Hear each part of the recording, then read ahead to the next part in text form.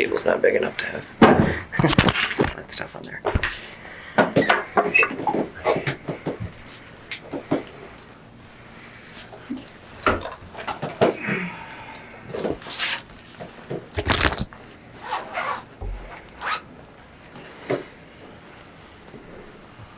Okay. Well, obviously, you're in custody. Miranda would have played. Your attorney is present, and I'm sure will advise you. So, just real basics. As far as I understand it, this is going to be, just kind of like we talked about the first time, kind of your chance to tell us whatever you want to tell us. Obviously, we'll want to clarify things and go through things piece by piece. Slow it down, but I think to start, I'll just let you go ahead. I'll try to do my best not to interrupt. Before we get started, one thing I think Brooke would like to clear up. We have reason to believe that Mr. Hain is taking the position that Brooke, the baby, and Mr. Hain may have traveled into Minnesota. Okay. Brooke says that never happened, that she and the baby never left Fargo. Oh. Okay. And she'll go into more detail on that, but that she helped Hain load Savannah's body get the body downstairs. He then left and disposed of the body. She has no idea where he went. Sure. Okay. But we wanted to clear that up. Sure. And that's obviously something that's on our list, and we'll get into it. And just so you know, this is not, I'm not going to be overbearing in you. I mean, whatever you want to say, like I said, we'll clarify some things. If there's things that we get into that that come up that I may ask you, okay, well, what's the best way do you think for us to be able to verify something or disprove something? Because there's things that that we can, and there's things that we just can't. You know what I mean? Right. And so as we go along, we'll touch on that. Okay. And if things like that, and if there's something you don't know, you don't know. Okay. Mm-hmm. So. Okay. So I guess, I don't know, I guess you guys want a little context maybe? Context is great, and I'd like to start, I mean, as far back as we can. How... I want to keep my information, I want to keep what I say relevant Sure. to this case. So I don't want to add too much, I don't want to go into too much detail. I guess basically I can start at the beginning.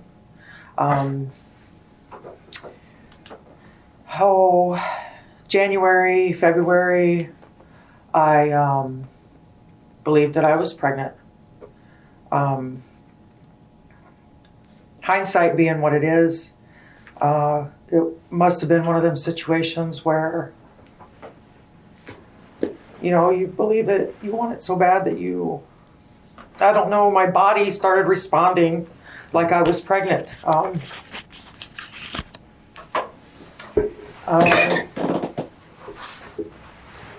Time went on, months went on. I told myself that I did not, and I do, this is, the way I still believe that I don't believe in, necessarily going to the doctor. I don't believe in, pregnancy is not a sickness, it's a natural thing. Sure. And so telling myself that and telling Will that, at the time, we were planning on doing a home birth. Got that ready, time went on. I don't know what he might have told his coworkers. I don't know his coworkers. So I don't know what he told them as far as that goes, but would have been, I want to say no later than a week before Savannah went missing. So a week before the 19th of August. And it might not have even been a week. There was no baby, naturally, so he and I we had words. It wasn't really necessarily a knockdown, drag out like we had previously. Sure. But I told him that I thought I might need to go to see a doctor. because, my mind was starting, logically, there was something going on. And so I knew that it was probably all in my head. And he said to me that you're just going to get there and they're going to tell you that you're not pregnant. And so this was the point when I realized that, okay, I'm not pregnant. So I desperately wanted a baby still. I mean,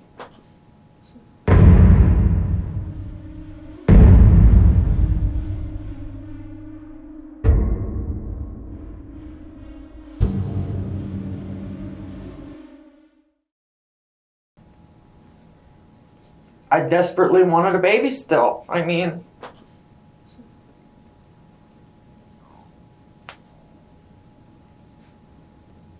a couple days after that, he mentioned Savannah. He said that he saw her downstairs on his way up. I don't know where he was coming from, work or something. And that she was, in his words, very pregnant. And I mean, I knew she lived downstairs, but I didn't really, pay attention. I didn't, due to factors not having anything to do with this, I didn't leave my house much. Now I realize I was isolating myself and all of that. I didn't know that at the time. I was just told myself I didn't want to go outside.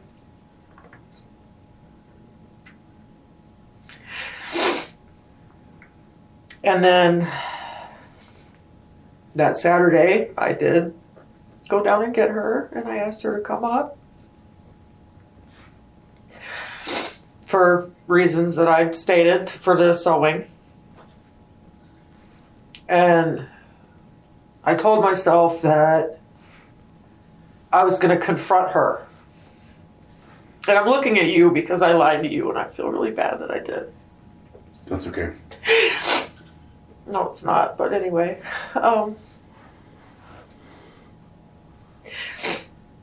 I told myself at the time I justified because I was going to take her baby. I mean, that, I guess was the ultimate goal. But I told myself, I justified the violence and the aggression by what I seen her do to my cat. Stupid shit. What I seen her do to my cat, and just the family, accusing all the neighbors of stealing stuff. That was the rationale. That was the justification that I was using for hurting this girl. And so she came in, and I had the stuff laid out on the desk, which, was by that little hallway. And, and then you turn around, there was the bathroom. Mm-hmm. And that was when I did confront her with what I seen her do to my cat, and just all the accusations. And we got into a scuffle. There was a scuffle. And she grabbed my hair, and I pushed her. And when I pushed her, she fell, and she hit her head, the back of her head, on my sink. And she landed right there. That was where it happened, was on my bathroom floor. Her head was right by the toilet, and her feet were at the door. So when you pushed, sorry to interrupt, you pushed her, she kind of fell into the bathroom? Yeah. Okay. We were in the hall, right there. You know how, I don't know if you remember how it is, but right there. And then I pushed her, and she did fall. And that was when I, took action, I guess, for lack of a better term. And so I grabbed, it was either a utility knife or a blade. And she was waking up. She would pass out, and then she would wake up, and then she would pass back out, and then she would wake up. But it happened so fast. I did cut her.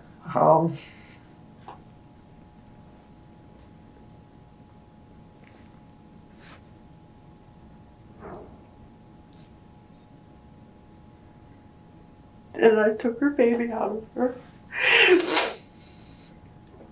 And then I wrapped the baby I wrapped the baby in a towel and I laid the baby in the bathtub. So the baby is in the bathtub at the, like, toward the window, head toward the window, away from the faucet or whatever. Mhm.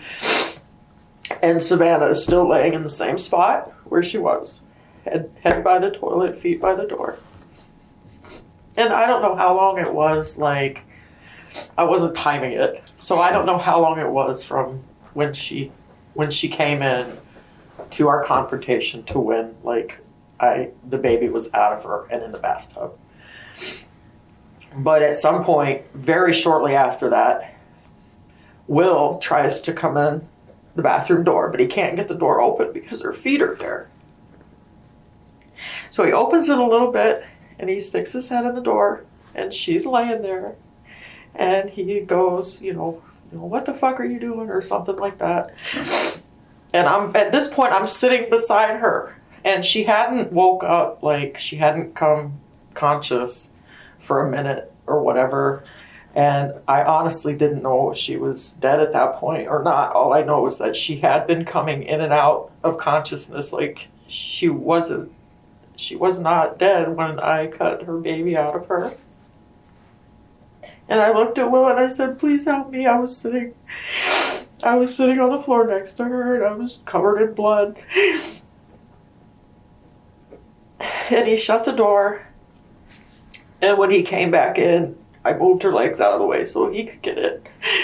And when he came back in, he wasn't wearing any clothes and he had a rope in his hand.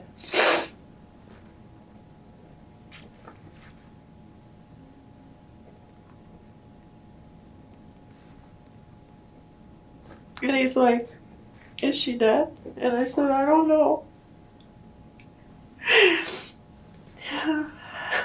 And he put the thing around her neck and he tied it. And he says, well, if she wasn't dead before, she is now. And then he grabs some towels and he goes, now I'm going to move her. And when I move her, I want you, because I was just like in shock. Like I couldn't believe what I had done. I was just sitting there. He's like, when I move her, I want you to wipe. And he did this with his hands, side to side motion.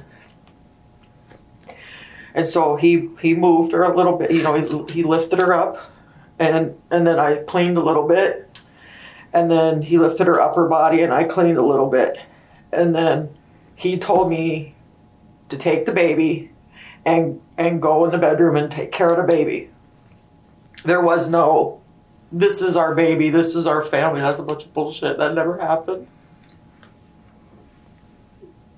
So I took the little baby into the bedroom and I got her cleaned up. And I finished cutting her umbilical cord off. And I laid her on a heated blanket. Mm-hmm. And so after I got her cleaned up, I went back into the bathroom. And I guess he had been in there cleaning up. And then we cleaned it up, cleaned the blood up.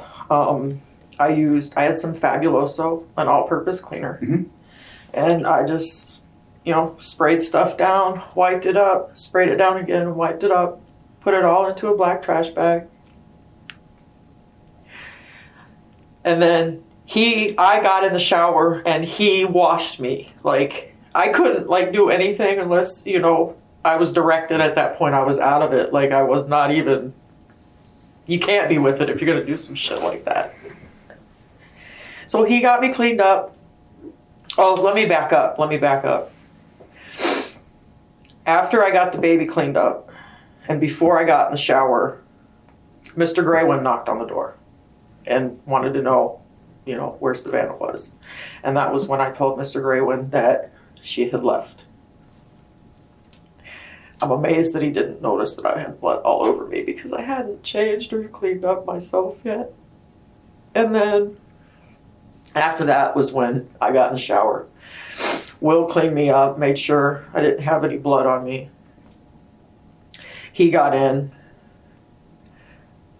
I got out. I got dressed. At this point, there really wasn't much cleanup left to do. It was already done. we put her, I'm getting ahead of myself. We cleaned up, got the garbage bags, and then he said, I'm gonna lift her, you know, her upper body, like when we started cleaning up, you know, I'm gonna move her and then so he said, I'm gonna lift up her head. When I do, put the garbage, you know, the bags over her top, and then we'll do the bottom. And so then we did that, and we put her in the bathroom closet. Shut the door. Then we got cleaned up because her body was not in the bathroom on the floor when we got in the shower. At least I don't remember it that way. Okay. So then we got cleaned up. After that, I think then Mrs. Greywind came up, and Will had left to go get beer or something or another. I don't know. He disappeared for quite some time, and I don't still to this day know where he went or what he was doing when he left. And I sat on the steps with Mr. Greywind for a minute, and went back in.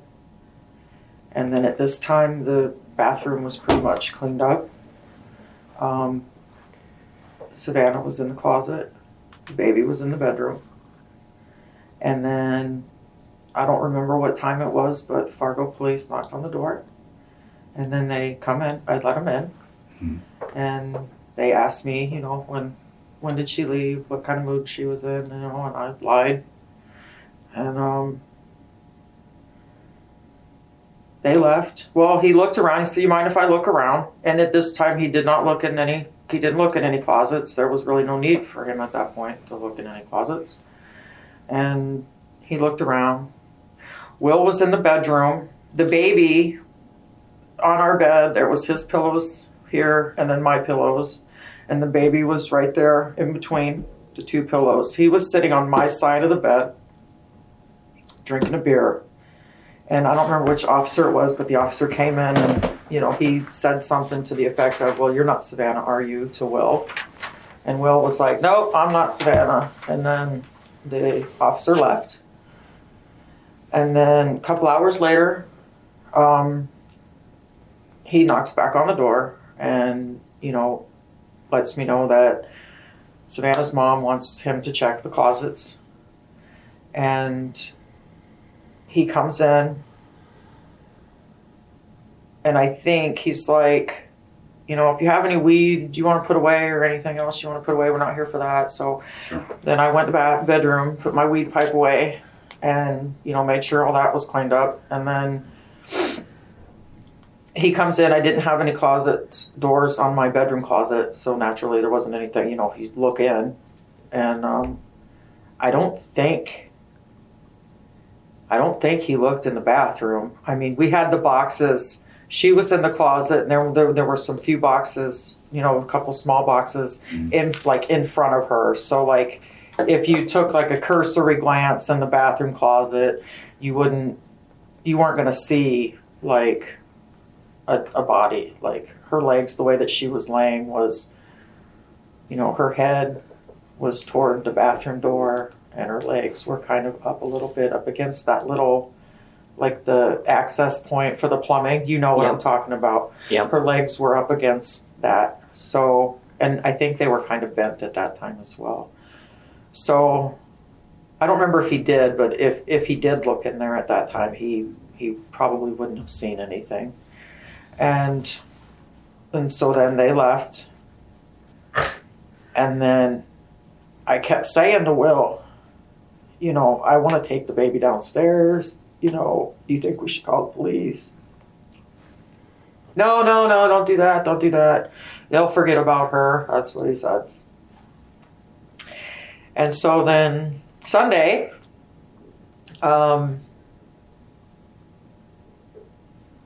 he gets up probably about 10:30 and takes his dresser and starts taking the front off of his dresser, the face Okay. of the drawers, right? Okay, just So the fronts of the Yeah, doors. so he's basically hollowing out the dresser. Okay.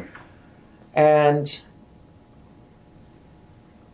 we pulled her out of the bathroom closet and put her in this hollowed out dresser. Like he took the face off all the drawers and then he nailed the face back onto the dresser itself Sure. so that it looked, like, Looked intact. yes.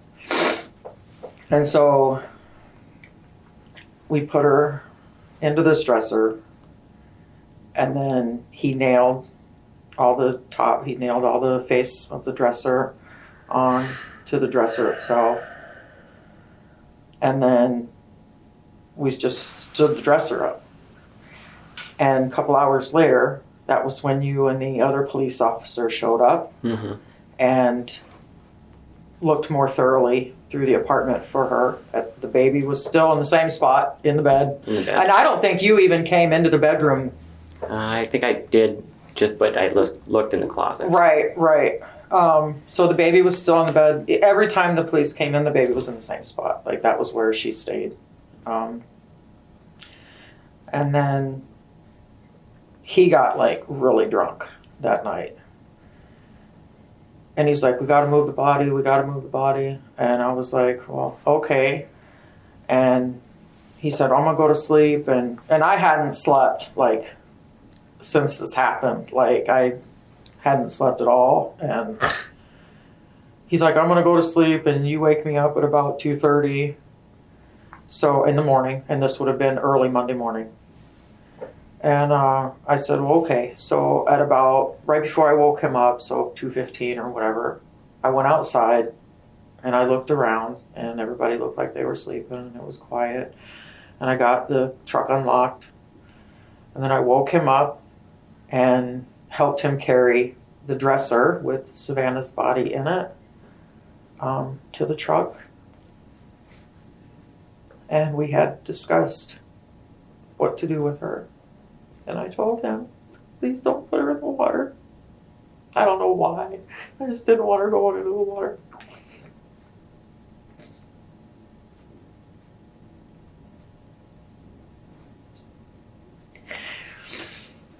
Once I helped him get her loaded up into the truck, he left. Like, we parted ways in the parking lot behind the apartment building where the truck was. I went back upstairs because I was like terrified that the Greywinds were going to kick my door in. I only left 2 times from Saturday when it happened until I was arrested on Thursday. I did not leave at all. I only left the 2 times. Once was to try and go do laundry at the Busy Bubbles around the corner. They were closed because we got there late. And then the next time was when he got arrested for that outstanding fine. When he had that accident in the Walmart on 13th Avenue South. I don't remember what day that was, Tuesday or Wednesday. I don't remember what day. It's Tuesday. I was with him at that Walmart. But that was the only time I left. And then he left. He was gone an hour and a half. And then he came back. And then the only thing we talked about after that was whether or not I should take the baby downstairs because I really just wanted to take the baby downstairs. You're going to go to jail if you do that? That's what he said. And honestly, that's about it. I mean, I can't really, nothing else. I didn't at the time, I didn't anticipate that, like, wasn't connected that she was going to die. Like, I just wanted her baby.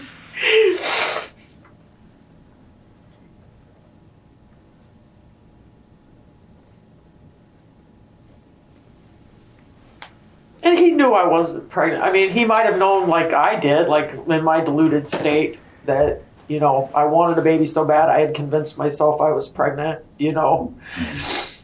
But he had made that comment to me just days before this happened.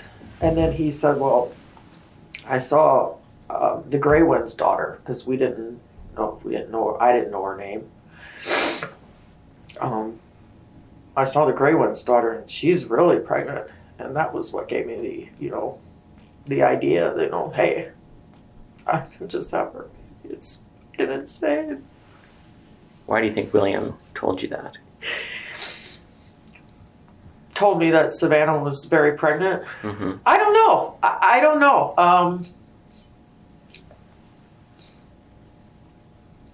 I want to say that he was suggesting, but I don't want to go that far. That would just be speculation on my part, But I know that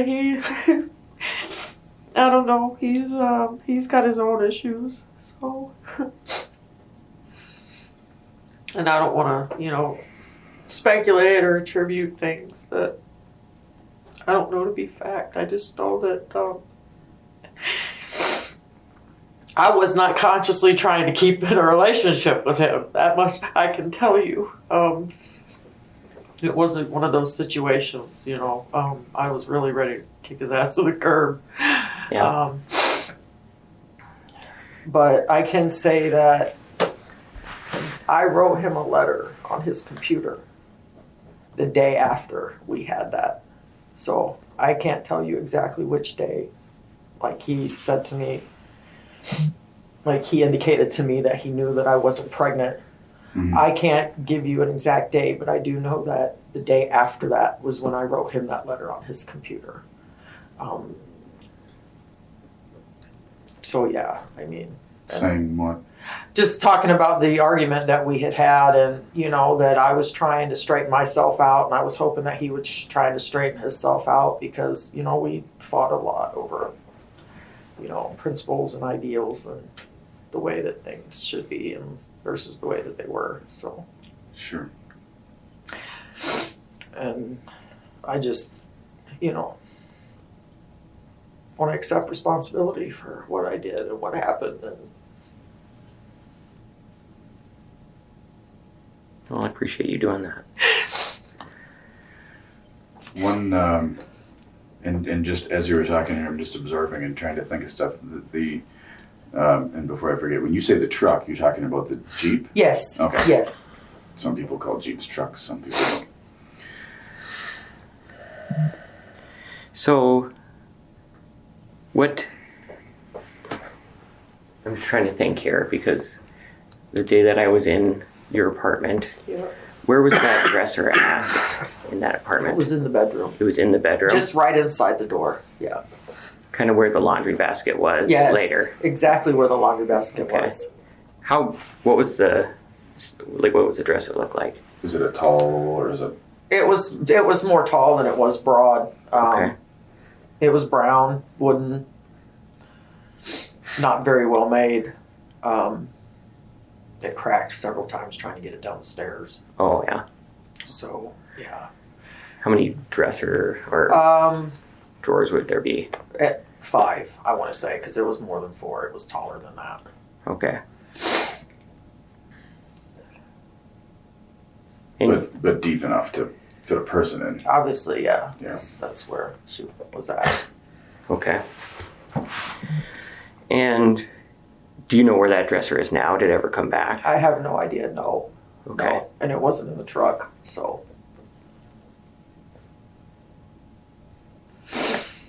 Was it big enough where you had to fold down the seats in the back of the Jeep to get it in there? That's what I did, yeah. Okay.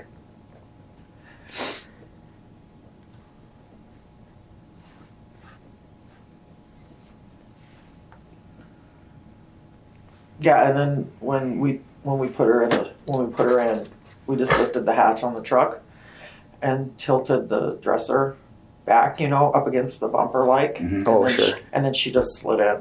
So. Okay. Pick it up by the legs and. Yeah. Okay. So, back to this fight with her. Can you describe a little bit more of that fight? What kind of... It happened really fast. altercation was Like it? I said to her, how it started was, I asked her why, something to the effect of, why are you constantly accusing people of stealing your stuff? And I saw you hurt my cat the other night.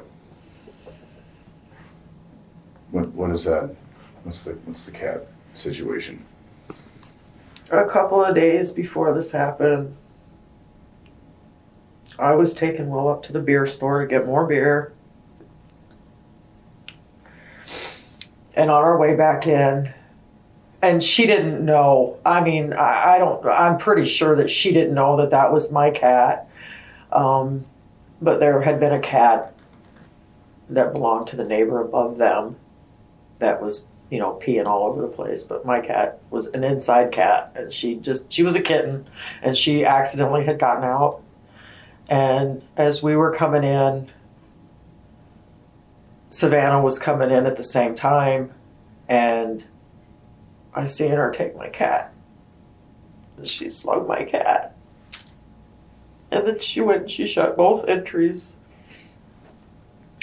so that my cat couldn't get back in the house or into the apartment building. Like thinking maybe it was just a feral cat or something, trying to keep it outside? Well, her mother had made some comments about letting her dogs eat the cats that were in the apartment building previously. And so at that time, I was just pissed off because, it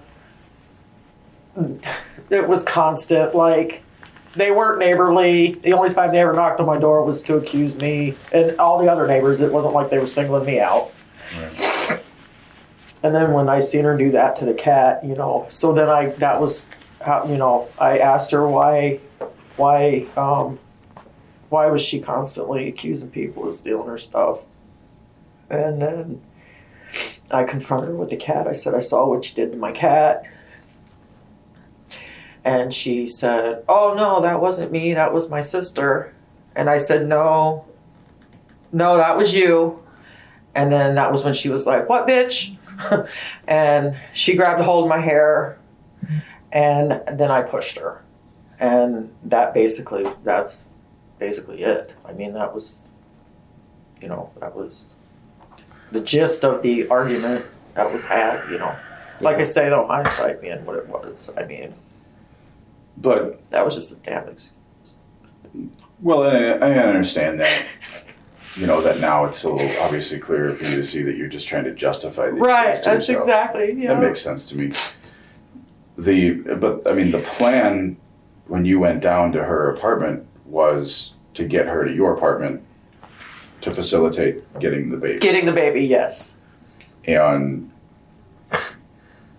the fact that just like a one push argument and she's unconscious in your bathroom. Well, she hit her head.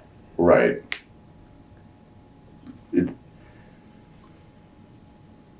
It sounds amazing to me. You know what I mean? I'm not accusing you of lying. It's like how it's like a stars align sort of a thing as far as your plan is concerned. You know what I mean? Like, I think the whole thing is amazing. Like, just. well, I can't argue with you there, but do you know what I'm saying? It's I see what you're saying. Yeah. Like your goal is to facilitate taking this baby, and with one push you're able to render her unconscious in your bathroom. Well, she didn't stay unconscious. I mean, she was only out for a few minutes, and then she came to, right. And then she went out again. And Were you already cutting at that time? Yeah. She came back too? Yeah. Every time. Okay. It was like every time I cut her, she would wake up. And she just pass out again? And she would just go back out again. Okay. I don't think she had, because she kept coming to. I don't think she really, I don't think the head injury was fatal, you know what I mean? Or, even extremely serious, but she did hit her head, and that was when she initially, had passed out and then fell. Well, and that was my next question. Was she, when she hit her head, but was she out? Like UFC, knocked out, you're out? Yeah. And she landed right there on the floor, and that was where she stayed. And then she would come to, but she was real weak. And her hands were kind of clenched up a little bit. And yeah, she just kept coming in and out. And then, like I say, it happened really fast. And then the baby was out in the bathtub. And I don't believe that she was dead at that point. I really don't. But she hadn't, and I wasn't timing it. I didn't have like a watch. I get that. I didn't have a watch, so it's like I don't know like how long she was out from the last time that she went out until Will started coming in the door. I don't know like how long that interval was, but. And this is obviously the tough questions, and I do want to get more details about that, but maybe we'll come back to that. Okay. Mm-hmm. I'd like to back up. Okay. Before you do that, Josh, Go ahead. can we take a minute real quick? Sure. Okay. Is there anything we can get for you guys? Any water or anything like that? Where was I? Oh, I was going to go back in time. Just to start kind of Okay. taking this thing apart kind of Yeah, a little bit. yeah. And just for, and I might have probably told you this the first time that we talked. My brain works one way, chronologically. Chronologically. Do you remember that? Yes, I do. Yeah, otherwise I'll be drooling on the floor. So. No, that's fine. No, that's fine. I kind of did it really quick. Yep, nope, and that's great. It kind of gives me somewhere to go. Okay. So you had mentioned that you first initially thought you were pregnant. You said January, February sometime. Yeah, January. It was more January. Okay. And did you do anything as far as, I know you said you're not a doctor person, and I get that. Right. You said you sort of prepared for a home birth. What sorts of things? I mean, because you Toward the end, I didn't do much. I didn't do much the first half of the year, but a month or so, maybe 2 months before August, I just started looking up like childbirth, Okay. how to clean out the baby's airway, things like that. Pretty generic stuff. I mean, I've had children. I know how it goes. Well, right, and I was gonna, and I don't know, how many children do you have? Oh, I've given birth 7 times. 7. Yeah. Okay. So you're familiar with the process. Very familiar, yes, sir. Very familiar. That's why, and that was another thing, like, in my delusion, in my desire to have another child, I figured I had it all. Like, it seems like really insane for me to even talk about now. Now that I'm on psych meds and I'm getting it all worked out, seems really insane for me to think about now, but in my mind then, I was getting geared up to have a baby. Like,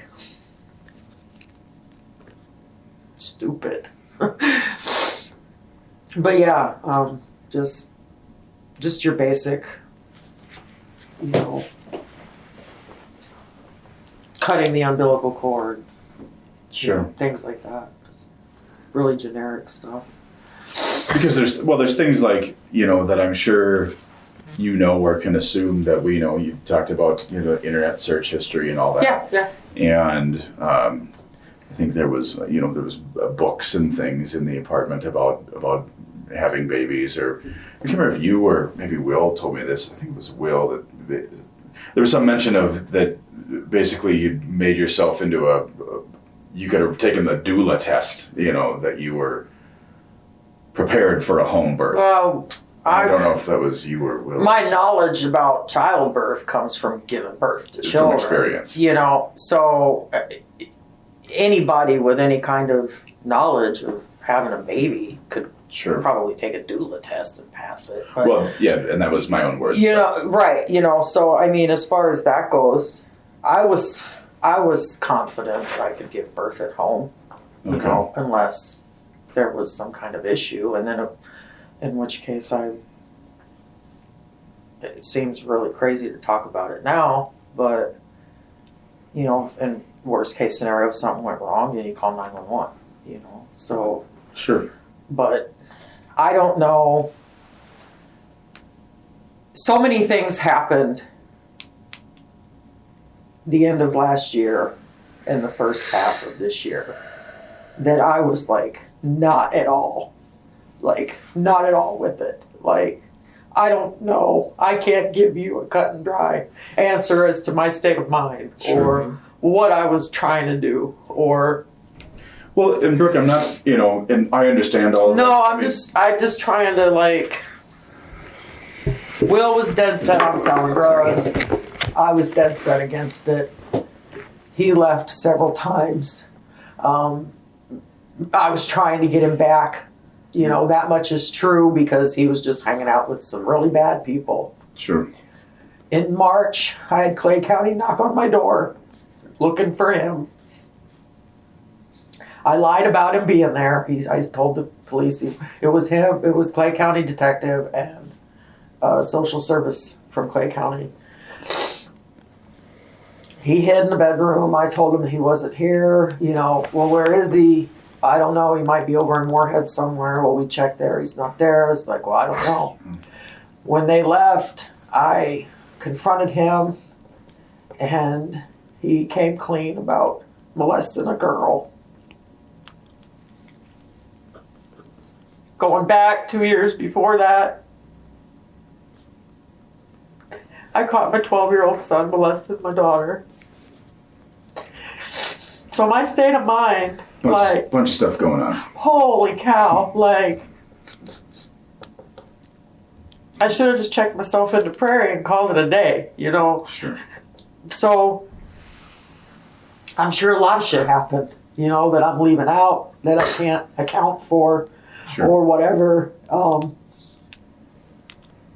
I just knew that having babies was what I did good. There was a lot of things that I did bad. And so anyways, Sure. When was the first time you thought about this plan? about taking Savannah's baby, Or taking any babies? it would have been the Thursday before. So, the 17th. Thursday before? Yeah. You had gone down that weekend before that and offered her some marijuana. No, I did not offer her marijuana. I had some that came from Seattle. Oh, okay. And I knew from what, because Norberta and I were the only, like, she was the only one in the family that I talked to. Mm-hmm. And she told me that her husband and her daughter, the other daughter, I think her name is Kayla, that they smoked. Oh, okay. And so when that stuff came from Seattle, I was trying to be neighborly because of all the accusations. Like, I figured, well, if I got to know the family, they would know that it's not me that stole their rug, and it's not me that stole their fishing poles, you know, or their mail, you know. And so I went down there in a gesture of solidarity, if you will, and was offering to smoke them out. And they weren't there, so I left. Okay. So that... Norberta was very clear when I spoke with her early on that you had spoken with her at her door and specifically asked for Savannah the week before. No, I did not speak with Norberta at all the week before. I Okay. spoke with Savannah the week before and asked if her sister was home. And she said no, her sister and her dad were not home, Okay. that they were expected back. And that's the God's honest truth. That's how that went down. When on this day that you did go get her and bring her up to or have her come up to your Yes. apartment, was there any delay in time there? Did you knock on the door and like, hey, I need a hand, and she just came right out, or did she come up a few minutes later? No, it was a few minutes later. Okay. Like, she was busy cleaning or doing something, she said, and she would come up, Right. you know, when she got done doing whatever it was she was doing. And the reason I bring that up is because that's what Norberta was referencing to me when I spoke with her, at least, was that, and this was on Saturday or maybe it was Monday morning or whatever it was, pretty early on when I spoke with Norberta, that in that interim time where you had come and requested Savannah come help you with the sewing project, Savannah had a discussion with Norberta about whether or not she should go up there. Okay. Because she felt kind of uneasy and told I wish Norberta she wouldn't have. about this week before that you had come. Maybe it was Savannah that you had spoken to the week before. Yeah, it was. Which kind of creeped her out a little bit. Like, I'm, very pregnant. No, I don't want to smoke. I didn't think that's ask, but I didn't ask her. Maybe she felt maybe that that was way. her interpretation. And she might have. She might have. And all too, you got to understand the context of the whole neighbors. We weren't exactly Sure. neighborly. All the neighbors hated each other, for lack of a better term, and they thought that their neighbors, and they didn't know who Yeah. was stealing from them. So, Yeah, Sure. Well, and it's the reason why we asked that. these questions, and sometimes you're going to have to reframe it for us like you did right there. It's Okay. because we're getting information from, lots of different people. Sure. People are telling us stuff. We Sure. know that some of the stuff that people have told us has been just a flat out lie. Yes. And I mean, that's why it's Myself important. included. Well, that's why it's important that we know and you reframe those things if that's the case. That's why I'm not sure about context, because it's like I want you guys to understand like my frame of mind, what happened, what the dynamics were. Sure. Let's talk about the rope. You said that Will had come in, saw what was going on, Will liked to choke. and then came back with the rope. Yes. Will liked to choke. What do you mean by that? I don't know if it was the same rope that he used, but Will, when we were having sex, Will liked to choke me. Sure. That's actually not that unusual of a thing. No. And so I that was what my thought was, but I didn't want to. Yeah, no. suggest Will it. that was his thing. He liked to choke. Would he use? And you said you weren't not sure if it's the same one. Would he use Yes. ropes? Sometimes his hand, sometimes rope. Okay. And that was, Will was into that? Were you into that at all? I was into it because he was. Sure. I understand that. And just to tie that into, like the internet search history, Ugh. there was one specific one, and I'm not going to quote because I don't have it in front of me, something along the lines of how to make a noose or some research on how to do this. And this was months before. I don't know exactly when. It's in February, right around Valentine's Day. If there was a search about how to make a noose, that's because I was going to kill myself. And again, it goes back to the relationship. But I wasn't at all thinking about killing another person at that time. That just goes to my state of mind, like where I was at. Okay. So, right around Valentine's Day, you and Will had a fairly large fight about Tanith, I think it was. Oh, yes. Yeah. Okay. And so that was right around that same time Yeah. for you? Yeah. It was constant. Like it was really never ending, like with the push and pull between us as far as I didn't understand why he couldn't just leave the desire to get rich quick. Just to, Yeah. his only way to get ahead was to sell dope, know, and she was the conduit for that. Sure. So Tanith is kind of the I had a big, drug huge person. Because she seems like she has a really weird relationship. I've never figured out the Tanith thing. I couldn't figure out why she would want anything to do with him after what he did to her Yeah. cousin or whatever. Like, Well, now, she's still close enough where, like, she knows everything about everything with William. Mm-hmm. I mean, she's even visiting him in jail. oh, of And course, naturally. Yeah. Naturally. I never understood that That's relationship there. it's what one of the big problems I had was I lost custody of my kids because of his child abuse charge. Like, my ex-husband was pissed when he found out I was dating a guy who had a child abuse charge. Mm-hmm. And so my big thing was, why aren't you doing anything to get into your child's life? And when he would go and like sell drugs to Tanith or arrange to buy drugs through Tanith, I would be like, well, all the years you've known her, she's never encouraged you to make it right with your kid, man. Like, how do you justify that?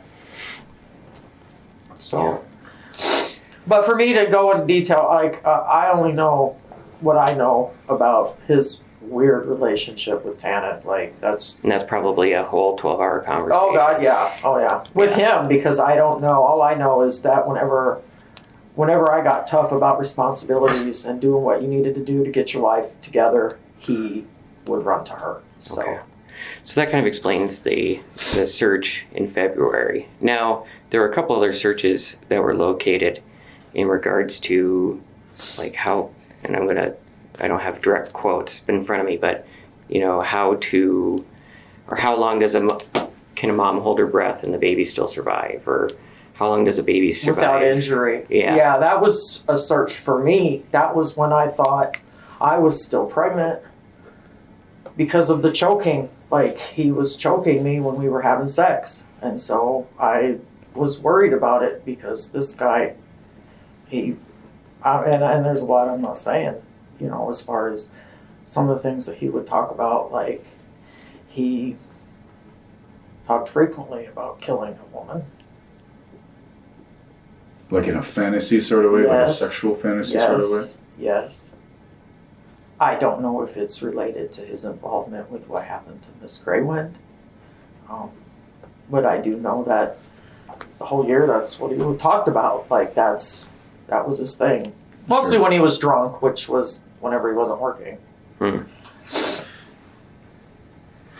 again, I wasn't there. And I don't know the relevance. Steve wasn't there. Right. The only people that were there were you and Will and Savannah. Right. And so you're the only ones that know exactly what happened.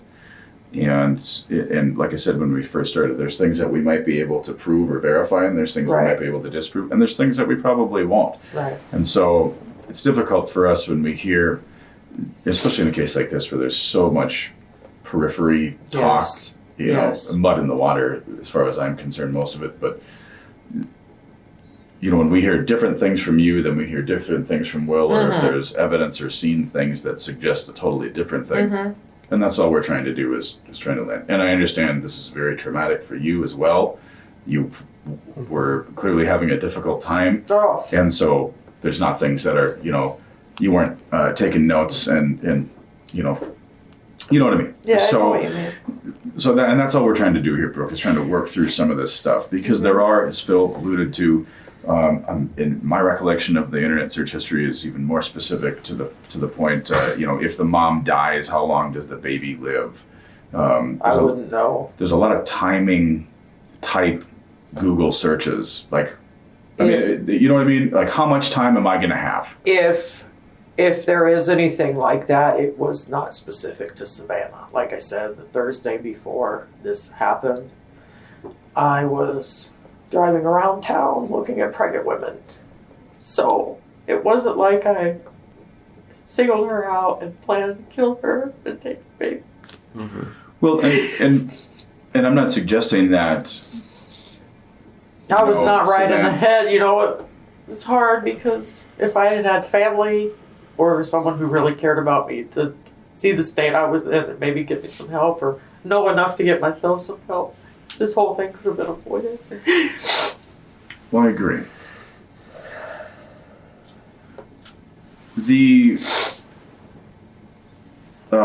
Let's cover the plastic bags. Okay. I don't have 55-gallon plastic bags in my house. Mm-hmm. You don't? No. And Not I got- even in your garage? No. I got like 3 big oak trees or elm trees or whatever they are.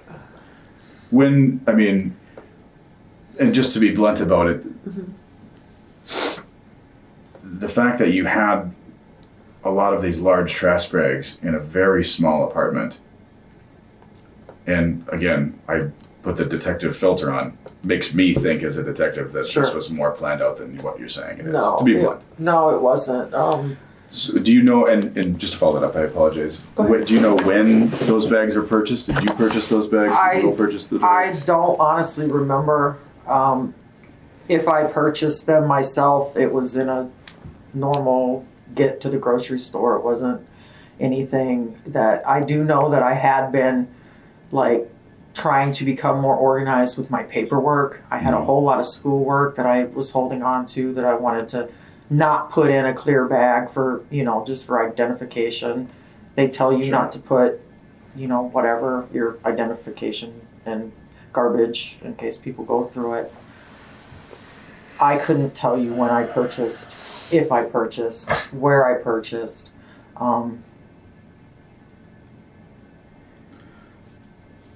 All I can tell you is that the duct tape was bought separately.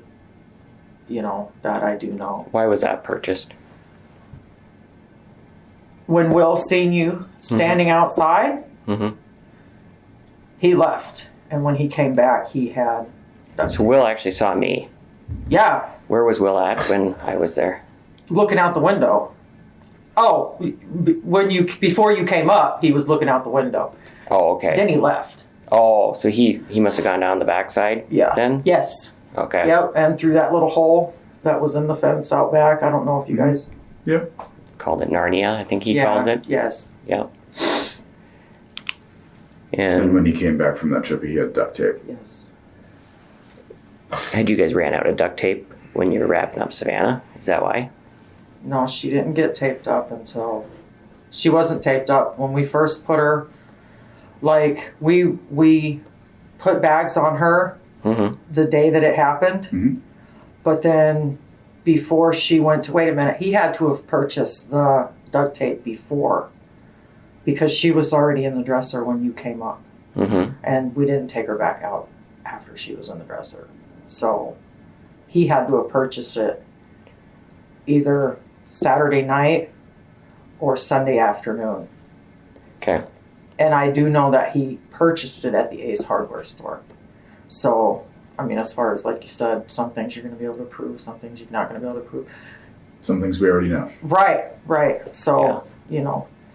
Okay. And so. Anyway, he did, when we first put the bags on her, Mm-hmm. we didn't use duct tape. Okay. Before we put her in the dresser, Yeah. that was when the duct tape was used. Okay. So, kind of work me through how, for lack of a better term, she was packaged. Oh, Do you remember what was like? Did you wrap her up straight in the bag then? yeah, she went like, he lifted her head, and then I kind of held her, and then we put the bag over her head. This was the first time. Yep. We put the bag over her head, and then the same thing with the feet, and then the bag came over the feet, and then I think we just used the 2 bags. It might have been 4, I don't really remember. And then we moved her, that was when we moved her into the bathroom closet. And then, But the bags weren't secured anyway. They were just, no, yeah, you just no, kinda not slid her taped, in. not taped. Was the noose still around her neck? I think so. I don't think that was something that went into a bag.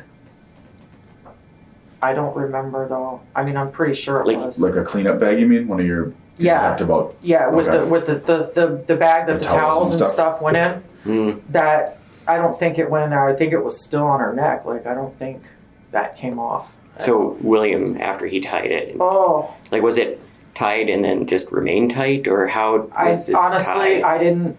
After he did that, Okay. I didn't really like look at it. I didn't. Does William? I know that he pulled it. I know that he pulled it, and he pulled it tight. Mm-hmm. That's what I know. And that was like minutes after you were cutting. He come in, yeah. Yeah. Okay. So who's the person who's makes these? Because we found another noose in the house, in the kitchen. So A similar knots, like a practice. It looks like a practice No. one or a second one. Yeah. I wouldn't know anything about that. then it must be William. So you I- didn't. Essentially, I'm asking, did you tie that knot? I don't know even what you're talking about. Okay. Like the only one that I remember is the one that was used. So, and the one back in February when I Googled how to make a noose Mm-hmm. for myself, that was my white bathrobe tie. It wasn't Rope. like any kind of rope. Oh, okay. Oh, I get you. I'm following you. Okay. Some of the things that I'm just thinking of here. Where did Savannah's phone go to? My best guess, if it didn't go in with the towels, he took it when he left. Like he left and he disappeared. He was gone so long that I asked Mr. Greywind if he'd seen him. And Mr. Greywind said to me, and I'm paraphrasing, but it's almost a quote. Well, I would imagine he's doing something with my daughter or something to that effect because he disappeared and he was gone and I don't know, like, where he went or what he did and what he had when he left. Like, he went to Okay. the store and then he came back, and I thought he was done. Like, he wasn't going to leave again, and then he did. So I don't know if maybe he took her phone then and did something with it, or if it went into the bag. Do you remember seeing her phone when she came up? She got a text right after she came up, Mhm. and then I want to say it was on the desk, or maybe it fell into the bathroom, you know, when we got into the scuffle or whatever.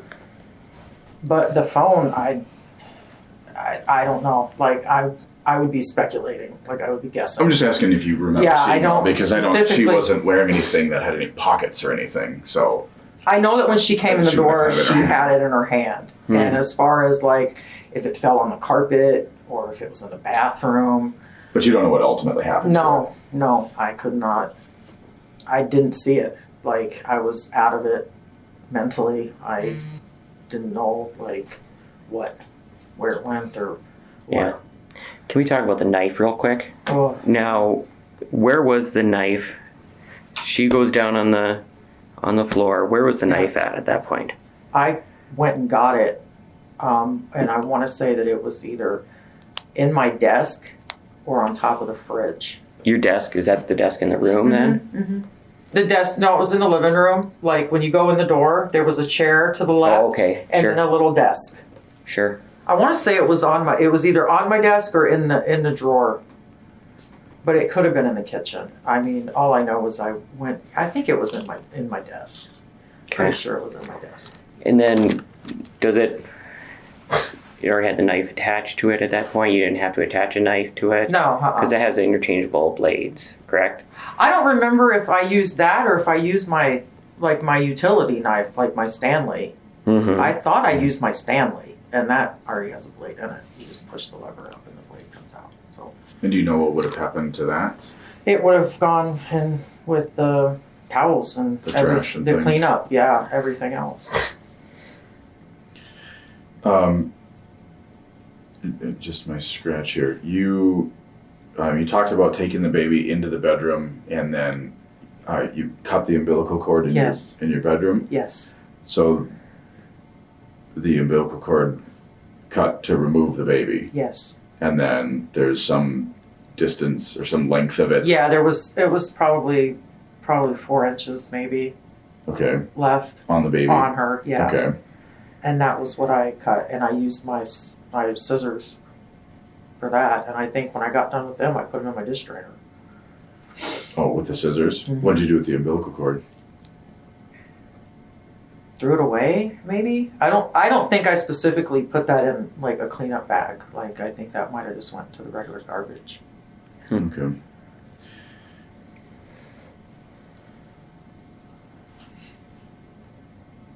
Beyond, and I know this may be difficult. So we've got Savannah going into bags, Yes, and then we have towels and cleanup things Yes. going into bags. yes. Did anything else? I mean, the way that you're describing, and I'll tell you right now, I went to the autopsy and I know exactly what was in there and how it was done and Okay. everything else. Okay, I would assume so. Yes. So, do you recall anything else? Sorry, the way you describe it is she's in the bathroom, and there's going to be a lot of blood, especially in a pregnant woman. Your blood volume increases. We're talking about slipping plastic bags over a body. Yeah. I mean, this is going to be a sloppy mess. I mean, there's going to be blood everywhere, inside, outside bags with no securing tape. I'm just thinking, like, logistically here, there's. Wasn't as bloody as you might imagine, and I don't know if that's because it stayed in her body cavity. Okay, You know, like after I made the cut or whatever. okay. I know that it. Hold on a minute. I'm leaving something out that I might be thinking, assuming that you know already. Okay. Before we put her in the bags, Mhm. we wrapped her in a black sheet, Okay. okay, and covered her. Then the And- garbage bags. And what was the purpose of that? I don't know. you're asking me to talk about a state of mind that I couldn't speak to. I mean, And I don't know this for sure, but it appeared to be the fitted sheet off your bed. it was a fitted sheet that I didn't use on my bed. Okay. Like, it wasn't one that I used. I had different sheets for my bed. That was just like a spare. Okay. But you don't I'm know. sorry. I'm that's sorry okay. I left that out. I was assuming that. And the reason why I'm asking these questions is just from my years of working crime scenes, and I'm trying to make this sense. And I did not work this in your apartment, so it's kind of like third person stuff. So I'm trying to make it make sense here. But there's not a lot of blood. This is what you're saying. Well, I was getting to that. Okay. There wasn't a lot of blood. There was a lot of amniotic fluid. Sure. When I reached in to take the baby out, a lot of fluid came out. And I'm assuming that the towels cleaned that up. But as far as like actual blood goes, it wasn't as like... But I mean, if she's in Messy. plastic and you're manipulating this and you put it, from the floor into this closet, and then, you take her back out again and everything. I mean, I've worked hundreds and hundreds of death cases, not all homicides, of course, but Right. I mean, there's stuff happening. There's fluids and blood. It wasn't. There's things going on all over the place. I mean, it was messy. It was messy, and I've said that. It was messy, and Right. we cleaned it up, Sure. But as far as like... But from Saturday afternoon until Sunday night in the middle of the night. So that's a good question. At what point did you take her out of the closet to further package her up? I don't know what time Detective Swan came, but it would have been sometime Sunday afternoon. Before Detective Swan Before came. Detective Swan Because you showed said up. she was in the Yes. dresser before Swan showed up. Yes. But the mess, like the blood, like I say, it wasn't as messy as you might imagine. And the it outsides of was. these bags stayed clean, and there wasn't things leaking out. No. Like, when we pulled her out of the bathroom closet, there was no blood at all in the bathroom closet where you had checked when you came in. Mm-hmm. And by the time, like, you guys know the timeline better than I do. From the time that... Well, you are the only one that knows the timeline. As far as like when the police showed up at my door for the first contact, that the mess was already cleaned up. Like, there was no, if the officer put in his report that there was no visible blood or signs of a struggle, that's because it was cleaned Sure, up. I get that. I'm struggling with the logistics of here's this woman who's a full-grown woman, Yes. and not only that, she's very pregnant, Yes. and she's not a teeny tiny No. petite little thing. No. From your bathroom, Yes. where this happens, into plastic, into a bathroom closet, Yes. out of bathroom closet Yes. for further packaging, and then into a hollowed-out dresser, carried downstairs into the Jeep. Yes. And the only thing you had to clean up was blood and some amniotic fluid in your bathroom. I do believe the term that you used was amazing. It sounds amazing to me. Inexplicable. From working crime scenes. Yes. I have been 100% honest with you. I mean, I might be leaving things out of this as far as like chronological order is concerned, but I'm sorry, Brooke, there's just things that I drove that exact same Jeep for 5 years. okay. I know what fits and what doesn't fit in Yeah. it. My little ice fishing sled that I go take my kids ice fishing Yeah. doesn't fit in the back of that Jeep. Even if you lay the seats down? Yeah. It's not wide enough. I'm not sure. I'm not sure what your theory then is, because I don't have a theory. I'm I've just told trying- you I have nothing to lose here. I'm pleading guilty on Monday. I understand that. So I'm trying to be as helpful as I can. And I'm telling you, that's what happened. Well, That's the vehicle that was used to transport her away from the property. Sure. one of the things we're concerned Go about ahead. is there's no indentation in the carpeting from a dresser or anything like that. Like I said, we're going over things that have concerned us. We're trying to get answers to them. I'm sorry I mean- about that. I mean, I don't know what else to say. Like, you know, I do know that a knob of the dresser broke off, and I guess he found it the next day outside and got rid of it at his job, from what he told me. And that's secondhand knowledge because that's just what he told me. Sure. And that's where I was actually going to go next. Since you didn't go with after that, Right. was there any discussion at No. all? I know you said you'd mentioned that you don't want her to go in the water. I did. I told him beforehand. And maybe that gave him the idea to put her in the water. I don't know what he was thinking there, but so we have no indication of any dresser in the water, near the water. Wow. There's, you know what I mean? Yeah. And maybe they just didn't find it. I don't know. But if she's nailed in to a piece of wood furniture, Yes.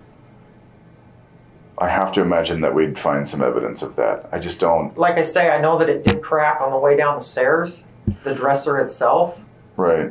Well, and that's what I was going to ask you. Is this thing solid oak or is it? No, it wasn't. It was very shabbily made. It was not like. Because I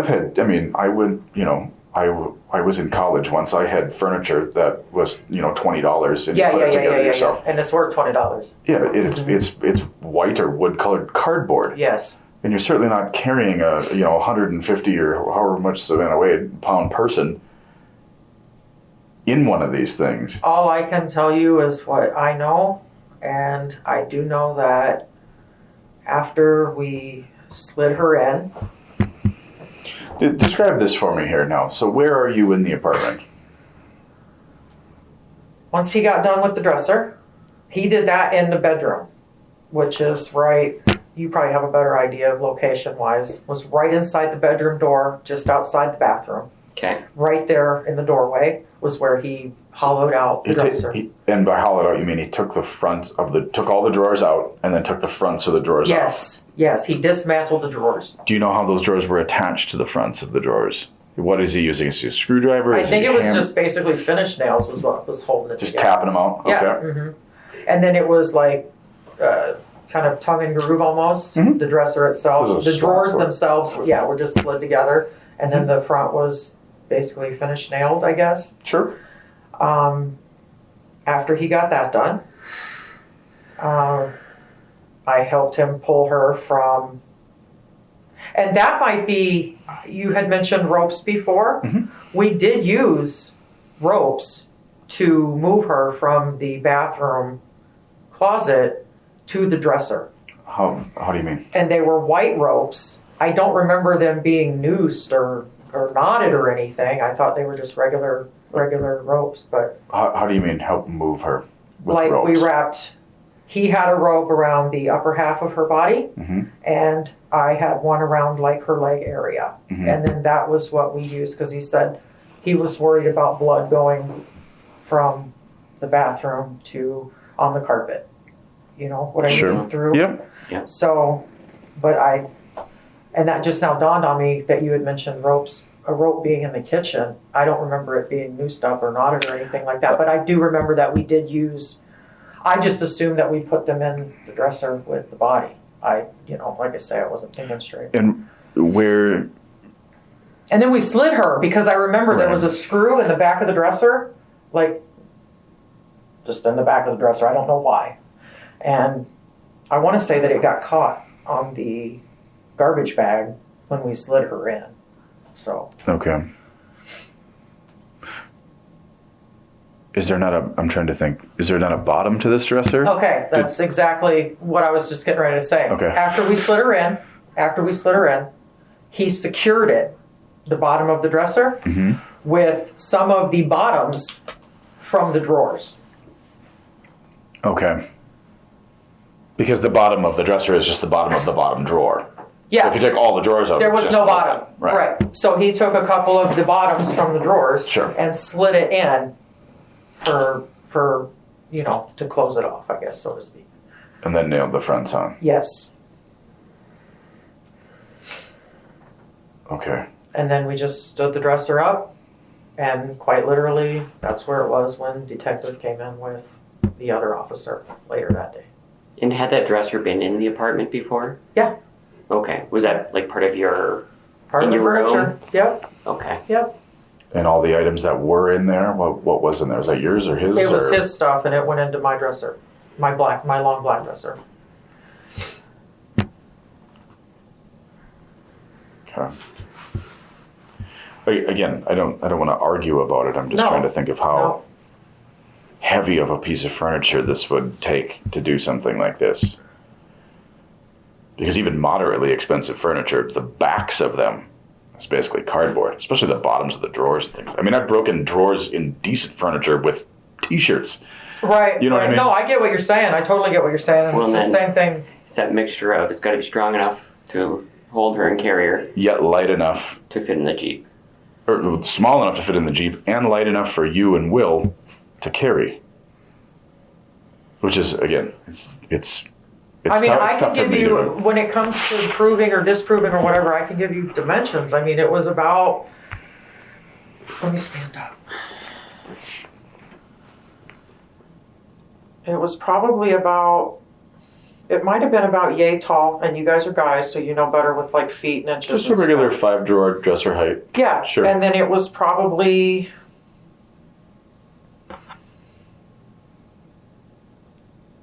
about that wide. So And- not really long. No, and it fit into the Jeep without any problem. Like it slid because we had cardboard on the floor of the Jeep Okay. for like, because I didn't want grease getting on, you know, like the carpet back there. Sure. And it slid right in. So, Do you recall if that cardboard was in the Jeep when Will came back? I do not, no.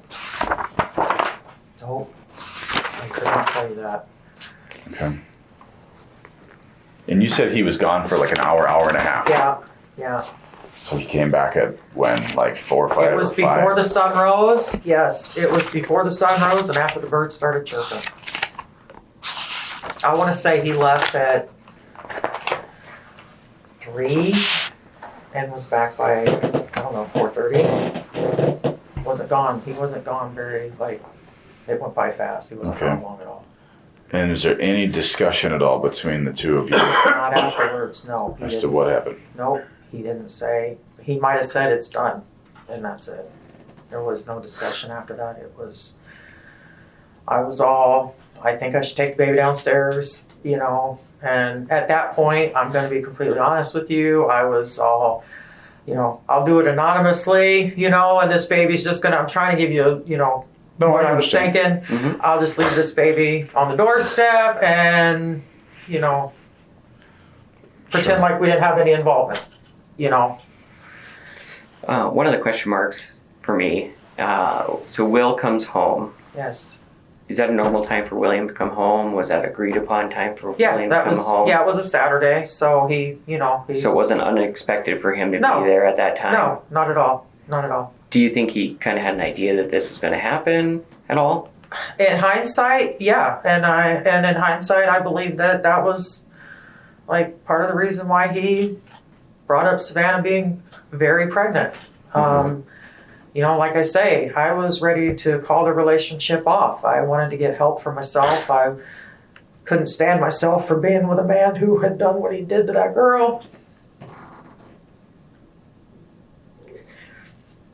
And as sick as it sounds, I had a discussion with my daughter because she believed me to be pregnant when I did. Yeah. And she saw Will hit me several weeks before this happened. But before I knew, you know, that I wasn't pregnant, or before reality, you know, it became clear. And I had told her I wanted to put my baby up for adoption. I didn't think it was a good idea to be with Will anymore. So, you know, but he talked repeatedly, like, about killing a girl. And I don't know. I'm trying to hold myself culpable, and I'm not trying to throw anybody under the bus or anything like that. Well, we don't. Besides I'm trying to be Mr. Rodinger, I don't think so. I mean, it's not. We just want to know we just want to know as many details as we can, and it's not up to Detective Swan and I to determine whose, share of the blame is this and that. Right. Not a concern. Right. It really isn't. Other people that get paid more than us figure that stuff out. All I can tell you is how I'm, my frame of mind. What I didn't mean for that girl to die. Like, as far as there not being any blood or anything or any indentations of the truck, I can't explain that. I honestly can't. I can only tell you what happened, how it happened. Like you said, in as much detail as possible. And that's what happened. Like, I can't explain why there wasn't any blood on the outside of the garbage bags. I can't explain that. I can't explain why she wasn't found in a dresser. Can you explain why she doesn't have any head injuries? No, I can't. No, I can't. I can only tell you what happened, Her not having any head injuries, I can't explain that. All I can tell you is that she hit her head. I didn't bash her head into the floor. I didn't, I clearly you didn't. She doesn't have any head injuries. Right, but I do know that she did hit her head on my bathroom counter, or bathroom sink, and she fell and she was knocked out. Whether that was hard enough to injure her head, I'm not an expert. But Brooke, it's just like, we go down two different roads here. We go down, I want a baby, Savannah becomes a possibility. Yes. You said before that you were driving around town looking at pregnant women. Yeah. I was not in my right mind. I completely understand that, and I know that it's probably weird and shameful and embarrassing to think now back. I understand all of that, but I am just having a really hard time with this not having been more planned out, and it's not like to get you into more trouble. We just discussed that. There's no more trouble to get in. Right. It's the combination of the internet stuff. Yeah. Right. For months and months, we're buying human anatomy books. I was a college student. I bought those for my courses at school. Okay. That explains those. Okay. It wasn't like I didn't buy any human. I can prove that. You went and bought like an ink pad for stamping babies' feet. Yes. Yeah. Right. Yeah, I'm not going to deny that. That's right. And when did that purchase happen? Oh, way before it happened with Savannah. Way before. When we went down, I do believe we picked that stuff up at the Walmart on 52nd Avenue South, but that was weeks and weeks. But then there's like a calendar with a smiley face on it, the day that Savannah went missing. That smiley face had nothing to do with Savannah. My daughter had a horse competition that day, and that's why that smiley face was there. And the reason why I scratched it off was because that was the day that happened with Savannah. Had nothing to do. My daughter had a horse show that day.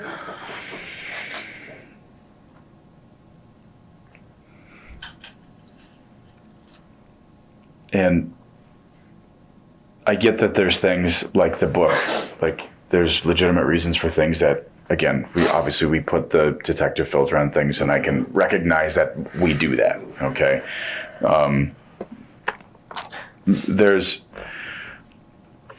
If your intention was to take this baby, no matter what time that started, okay, however many days, a day, to whether it was 6 months before when you first realized she was pregnant. Right.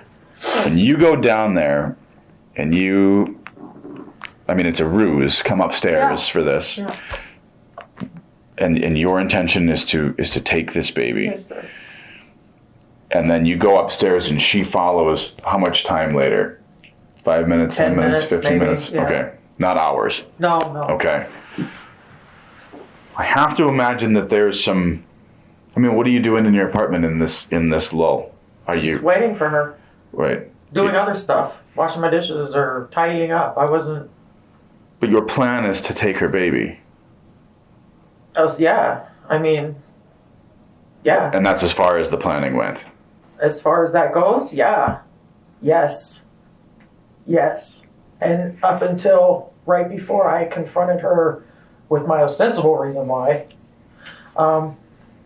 Did you plan to confront her? Yeah. I mean, I Okay. was pissed about it, but like I say, I don't know if I was pissed because I was really pissed or if I was pissed because that's the excuse I was using. You're psyching yourself up, Yeah. trying to convince yourself that Yeah. this is That's why. reasonable. Okay. Yeah. But to build on that, then, if that's the state of mind you're in, then you're gonna take steps. It's not like I didn't take any steps though. There was no like, I didn't go down there and knock on the door and be like, hey, Savannah, can you help me with this? And then run upstairs and start laying shit out. Like, that's just not what happened. That's not what happened, And I know, I realize how it looks with the internet searches and the books that I have and, all of this and that. But the fact of the matter is and a rope at the ready and a knife at the ready. no, and, I didn't have any access to any rope until Will came in and brought it in the bathroom himself. But in order to you see where I have a really hard time with this, especially with the internet stuff. It's like, this is so, what you need to do to accomplish this mission. You know what has to happen, how much time you're going to have. I think all of it was pretty planned out up until the time you got that baby out. And then it was, oh shit. Honestly, no. That's what it looks like. That's not, I mean, I know that's how it looks, but it's like you said, it's amazing, it's inexplicable. There's a lot of things that I can't explain. I can't explain why I believe myself to be pregnant. I can't explain why I, went driving around on Thursday just staring longingly at pregnant women. I mean, I can't explain those things. Well, and I understand the skewed mental stuff that's going on there. I get that. But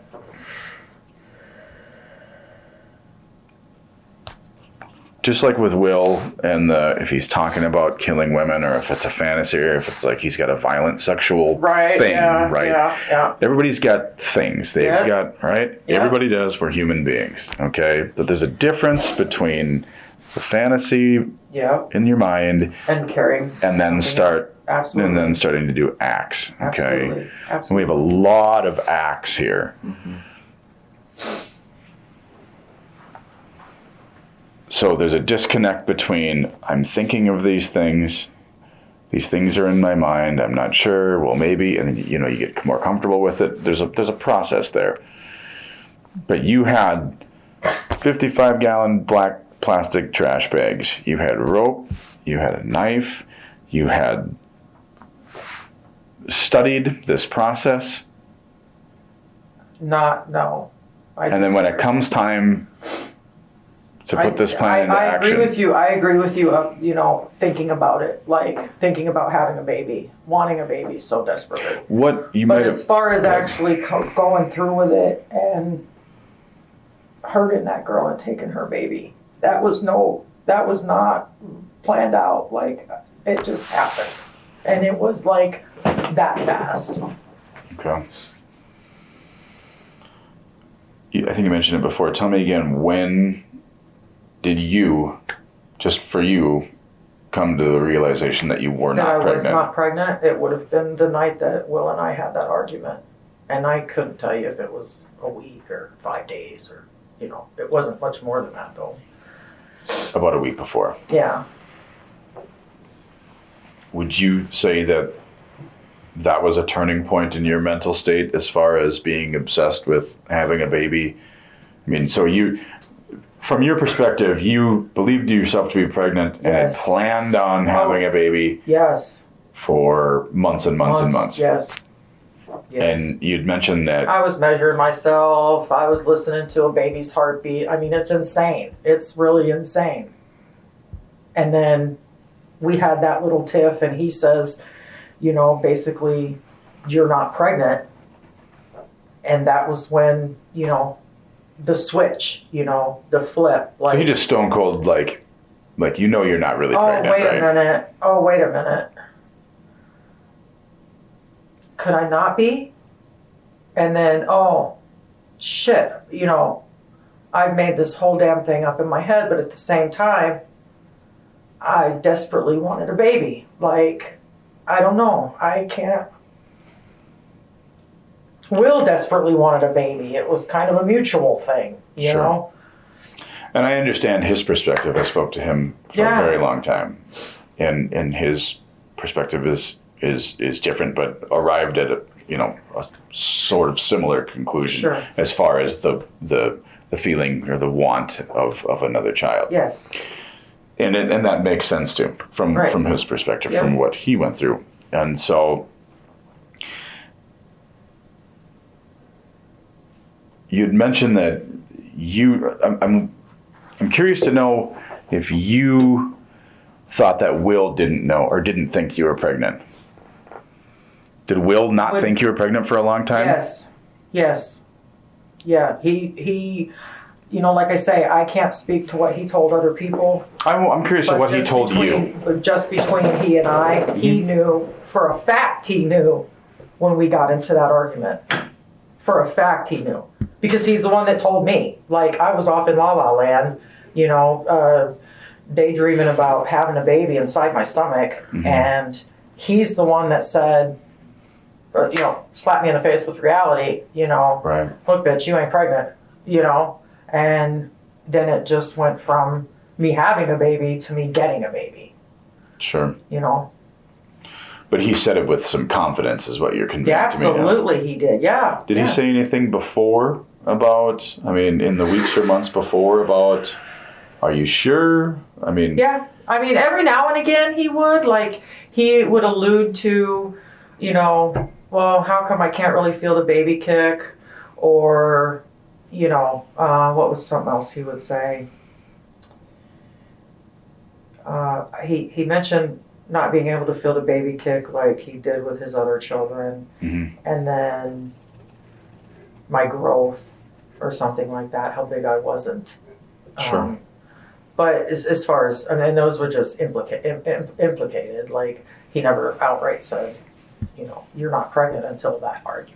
But before that, yeah, he definitely made statements that, but not anything I was even paying any attention to. I mean, you got to understand, I was on my own little world. Like, I didn't hardly talk to anybody. I never hardly left the apartment, you know, so I was off in, you know, Sure. false pregnancy land, you know, and Right. he was doing his own thing. We touched on it briefly, and maybe you can recall, Phil, the laundromat thing. Yeah. You said you went to Busy Bubbles? Yeah, it's not called, it's called like Royal Laundry or something. It'll Yeah, always be Busy Bubbles. Right, Busy Right. Bubbles.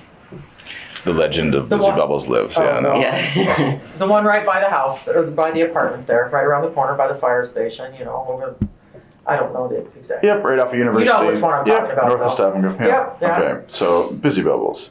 And you went there when? But it was closed? It would have been, if we were at the 13th Avenue Walmart on Tuesday, Mm-hmm. it would have been Monday night. Okay. And it was closed, so what did you... We just missed it. And the purpose of this trip was... To do laundry. I Just didn't your have that many baby regular- clothes. Yeah, I didn't have that many baby clothes, and I think Will was out of undershirts or something. And Okay. so we were gonna run up there real quick and do some laundry. But they were closed, so Yeah. what'd you do? Went back home.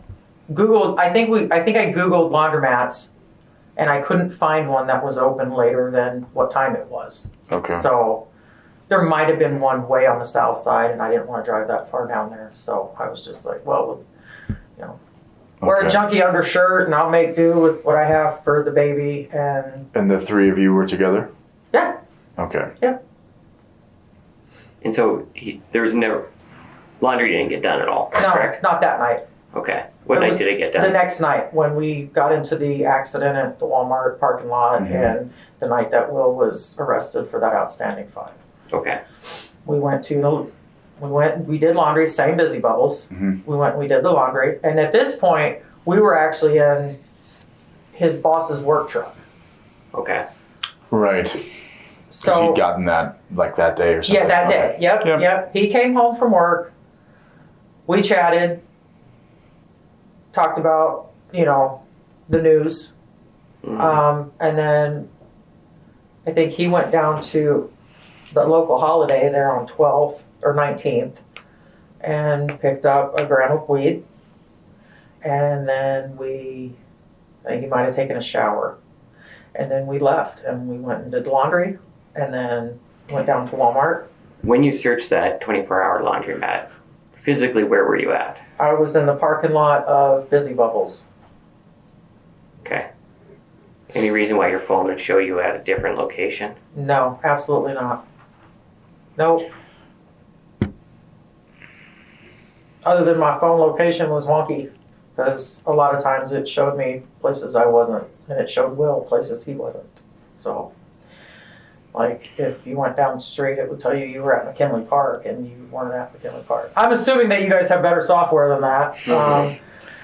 Sometimes it's the device itself. Right. Yeah. So, but I'm So- pretty confident that when I searched for other laundromats, it was at the Busy Bubbles laundromat I was sitting at. Okay.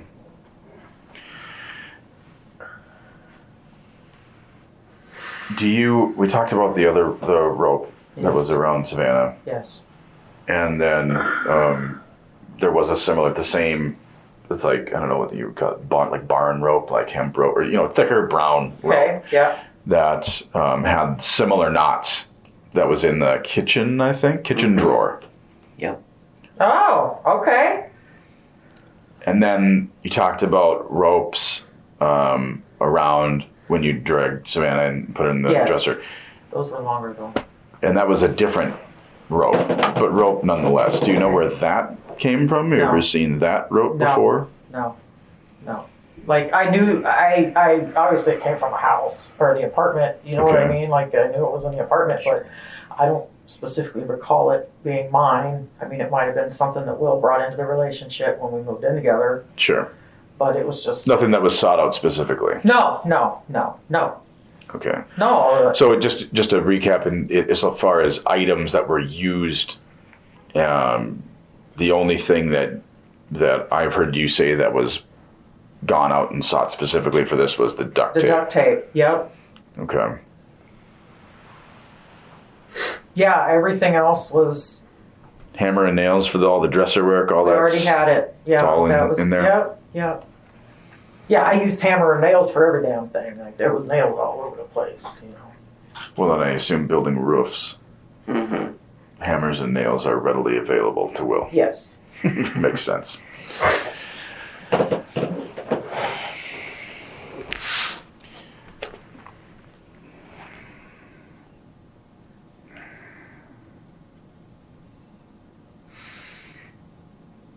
So earlier you had mentioned that you thought Will had an idea that this was going to happen. Yes. What, in your mind, makes you believe that? The statement that he made, some of the things that he said, and the pointing out Savannah being very pregnant, and just general conversations that we had had prior, jokingly at the time, you think it's joking, well, look at that baby, we could steal that baby. You know what I mean? Just, I don't know. Talking about babies who are already being Yeah, birthed. yeah. Just like, you see a real cute baby in the grocery store or whatever, just off the cuff. But, his comment to me about Savannah, he didn't say, I want you to, Well, I was going to get into Cover that baby because it's a number. perspective thing, and It is. we deal with perspective all the time. Yeah. There's a difference in I'm shopping for a new pickup, Yeah. and Phil and I are going to lunch, And I'm like, I really like that red Chevy pickup. Right. There's a big difference in that than, because we've been talking about cars for a week. Right. You know what I mean? Right. There's a big difference in that than Phil and I have been discussing maybe stealing a car. I know a buddy with a chop shop down the way. Right. And the chop shop guy really wants Chevy pickups. And we're driving to lunch and I see a red Chevy pickup. Right, and I say, right. Phil, That's the check one. out that red Chevy pickup parked over there. You know what I mean? Yeah. Yeah, no, I I'm get being it. ridiculous. No, but- I get it. you know what I get it. I totally get it. So, do you think that there was an innocence to Will with all the pregnancy talk for months? Just being like, that girl downstairs is really pregnant. Like, she's really pregnant. You're not that. I mean, there's a lot of ways you could take that. It's all perspective. I'm just wondering what your I know what it did to your mind in that mental state. It was like light bulb, right? But what do you think Will's intention was in pointing Savannah out to you? What do I think his intention was? I honestly can't tell you with that guy. Like, I honestly can't. Like, some of the things that we had discussed previously, what I know about him personally and individually, it's like you use with your truck. Mm-hmm. You know, he didn't specifically say, there's Savannah. Let's get her baby. It wasn't anything like that. And Well, you talked about Will had discussed killing women. yes, You guys had talked about, and like jokingly or yes, stealing babies. yes, And so Yes. these things have been discussed. yes. Although not, a normal water cooler conversation. Right. In my mind, at least, to get to the point of, like, this is actually a possibility. Yes. That I would say, yes. What do you mean? I would say that he was not as innocent as he portrays himself to be. That, I mean, you're talking about a guy that loved the movie Natural Born Killers. You're talking about very popular movie. But no, I don't mean in just a normal, popular kind of way. Like, Well, it's popular because it's extremely violent. not a movie. Same reason why people slow down in car accidents. Not a movie that I would care to watch. I think that I know that he was fully on board. Or you believed that he would be. Again, it to goes be to bluntly perspective. again, was there any discussion? I mean, is there any overt conversation about how are we going to get a baby? Here's a way. There's a way. We could intention. Yeah, but not with Savannah specifically in mind. I mean, again, it's like it was like me driving around town on Thursday looking at pregnant women while he was at work. It wasn't a go get Savannah kind of discussion. And I'll be home at 12:30. Yes, so, right? yes. But it definitely was, we can get a baby and you don't necessarily have to, like, it was right up there with IVF, and, having it natural, Sure. So, What are When did our that options? yes, as When sick did as it that- sounds, When did that discussion happen? there were several discussions. And again, it was after we had that discussion or argument about me not being pregnant, before the day that Savannah came up. So for the next week, you guys are Yeah, so I was just gonna say, brainstorming. No, I wouldn't call it brainstorming. I mean, he worked a lot, so I mean, it's not like he was there, but but things seem to have ramped up in those 5 days or Yeah, a week certainly, before. certainly. You have this fight, and he's like, "You're not pregnant." yeah, Like, yeah, hello. right, yeah, And of course, that does something to him mentally, and it does something to you absolutely, mentally. yes. Which you've described, and it makes total sense to me. I feel bad, like I feel horrible about the whole thing. I imagine that you do, but nonetheless, it makes you think like, it just takes you kind of to another level mentally. Yeah, step it up. Yeah, it's Okay. like you said, ramped it up. Yeah. And I guess we're trying to drill down, then if we go from that point until Saturday, then is there communication, whether it's, overt or not, between you and Will about what, did you say anything to Will that would lead him to believe that this might happen? To Savannah specifically, or just to in general? anybody? I understand that I understand, Brooke, that you're not like Savannah is our girl. Right. I think by saying that you're driving around looking at pregnant women would suggest that you're not solely focused on Savannah. Right. There was mention of kidnapping, not specifically, like it was just he would discuss with me, roofing a girl and then killing her so she couldn't, identify him. It would have been the same thing with me having the conversation with him about stealing a baby. If that makes any sense. So you Kind of lost me there. well, I think I'm following.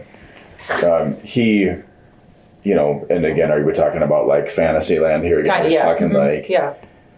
and it's not this obviously blunt, but it's, if Will is like, hey, this is something that I might be into, maybe, but did you actually say that to him about stealing a baby, just the way he would talk about roofing a girl and killing her? Not with any kind of seriousness. Because he goes to work every day. Yeah. And you stay home. Yes. And Yep. you're there alone all day. Yeah, and then, all day. And then he comes home. Yep. And the Budweiser's flowing or whatever. But you guys have time in the evening. Yes. And it's just the two of you. And the discussion topic of the week is. Having a baby. So after the argument. Yes. Well, the discussion topic of the week for many weeks was having a baby. Oh, But sure. after we, had that little tiff about going to the hospital and, they're going to tell you you're not pregnant, then it was, Are you guys arguing with each other? No, Is it- no. Actually, we had argued less in that interval than we ever had. It was, Well, if he doesn't believe you to be pregnant and if he really doesn't believe you're pregnant and you're, running around doing pregnant stuff all the time. Right. And then he was finally able to say, hey, let's get on the same page here. right. It wasn't, he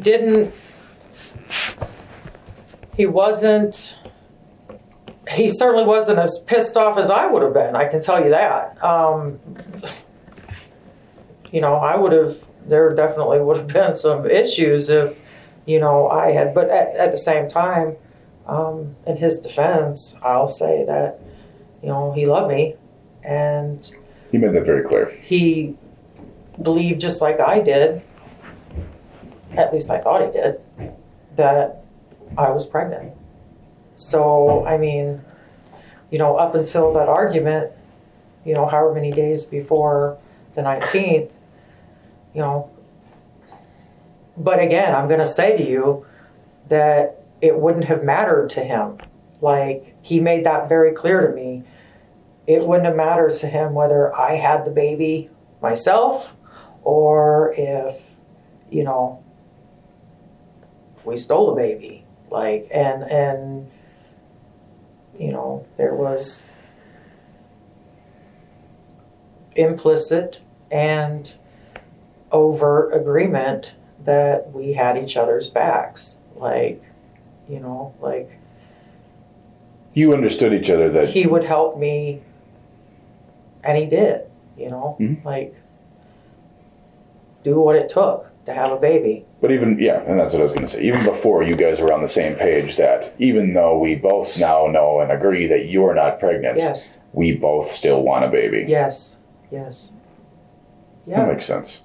And we'll protect each other yes, however we get that baby. yes, absolutely, So absolutely. then it was like a blank check at that point. Kind of, yeah. Was there anything to your timing about when you went down to get her? No, absolutely not. There was no rhyme or reason. Because he'd been at work for hours. Yeah, there was no rhyme or reason.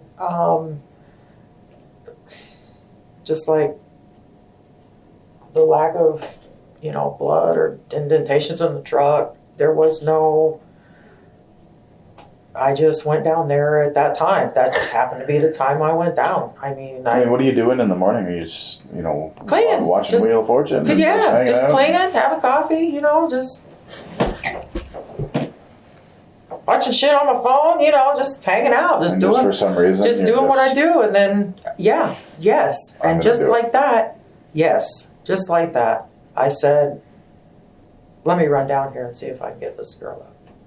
So you hadn't prepared the bathroom at all? No. I mean, I don't know if you've ever seen the TV show Dexter, but in my mind, I just, I'm wondering if you've got... Dexter's a favorite of Will's. Yeah, I've seen Dexter. Yeah. But no, there was no plastic lining the walls. There was no knives laid down laid on the out. floor. There was no. There was no rope at the ready. Yeah.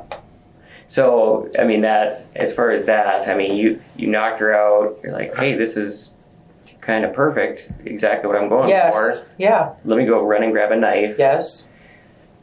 It just seems, like my partner said, it seems like it almost went so perfectly that it's hard to believe that it wasn't pre-planned like that, especially when there's pre-talk of stuff like this going on. Right. Well, one would argue, and I would argue, that it was that very talk. Maybe. That, I mean, What? I would spend a lot of time up here, fantasizing, and, I can't, there's a lot of stuff I can't explain. There's a lot of stuff that I can't say, this, and this happened. It just happened the way that it happened, You guys have been in that, or you've been in that apartment for quite some time, haven't you? Yeah. It looked like it had been painted, like recently. Mm-mm. No? No, I'd been meaning to paint it. It was painted. We lived there about 1.5 years. And there was a really bad mold problem in the bathroom. Mold was growing on the ceilings or whatever. Just before we moved in, one of Chris Allen's helpers, one of his maintenance helpers or whatever, had painted it. I'd been meaning to paint it. So you never painted when you lived there? No. And the tile that was off the wall in the Yes. bathroom, Yep. that was like that when we moved in. That was, So that actually was... and I'm sure that you could talk to the owner of the building to get verification, or even the guy that, painted the bathroom, because he was, the maintenance guy for that building at the time. That was like that when we moved in, and Well, I'm sure Chris Allen's extremely detailed maintenance records. yeah. Well, yeah. Exactly. We went without a kitchen Again, sink. one of the things that might fall into the category of stuff we won't be able to verify. Right. Well, just in case you were wondering about it, it wasn't one of those things where I was trying to get rid of evidence or Will was trying to get rid of evidence, so we just peeled the wall off. It was like that. Yeah. And as far as Google searches go, there were a lot of Google searches on my phone, I'm sure, that I had nothing to do with. So. Well, I mean, and you had mentioned that in our brief conversation when you were first arrested. Yes. Was you something along the lines of, I'm not the only one who uses that phone. Yes, that was a shared phone between Will and I. Very much shared. Is Will Googling if the mom dies, how long does the baby live? I don't know. I know specifically that I didn't Google if the mom dies, how long does the baby I'm just live. paraphrasing. Yeah. There were several searches like that. I didn't Google that. I also didn't Google teen rape or any of that other stuff either. So on August 2nd, it was search missing person laws in North Dakota. Wow. I do not recall searching that. Okay. That's crazy. Sorry, I don't have the whole screenshot here, but Right. How long does it take to pass out from not breathing? That might have been mine, but like I say, I was worried about Will choking me out while we were having sex. But I don't know, there was a lot of ones that I can't Well, that was account for. 3 days before. Okay. like I said, these are the things that, it's like a math question.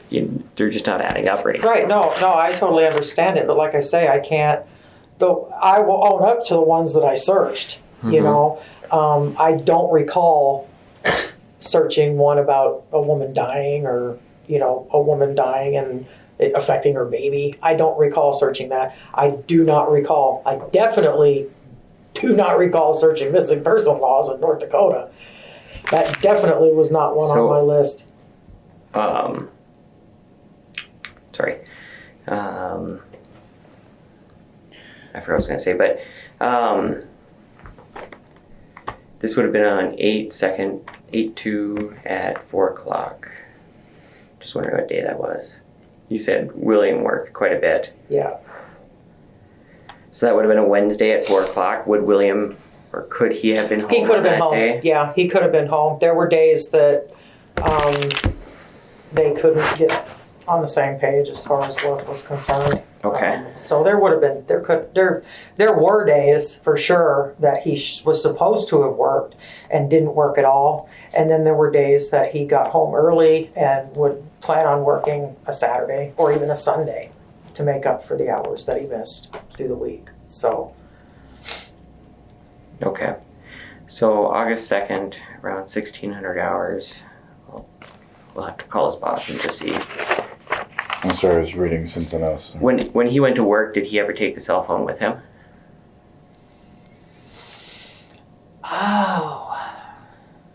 I want to say no, but there were times that he did have the phone on him to get in touch with our guy, our wood guy. Ryan? So, yeah. Amazing, yes. Yeah. That's kind of scary. So, we talked with Ryan as well. Obviously, just if you look, the first 9 pages are people we talked to.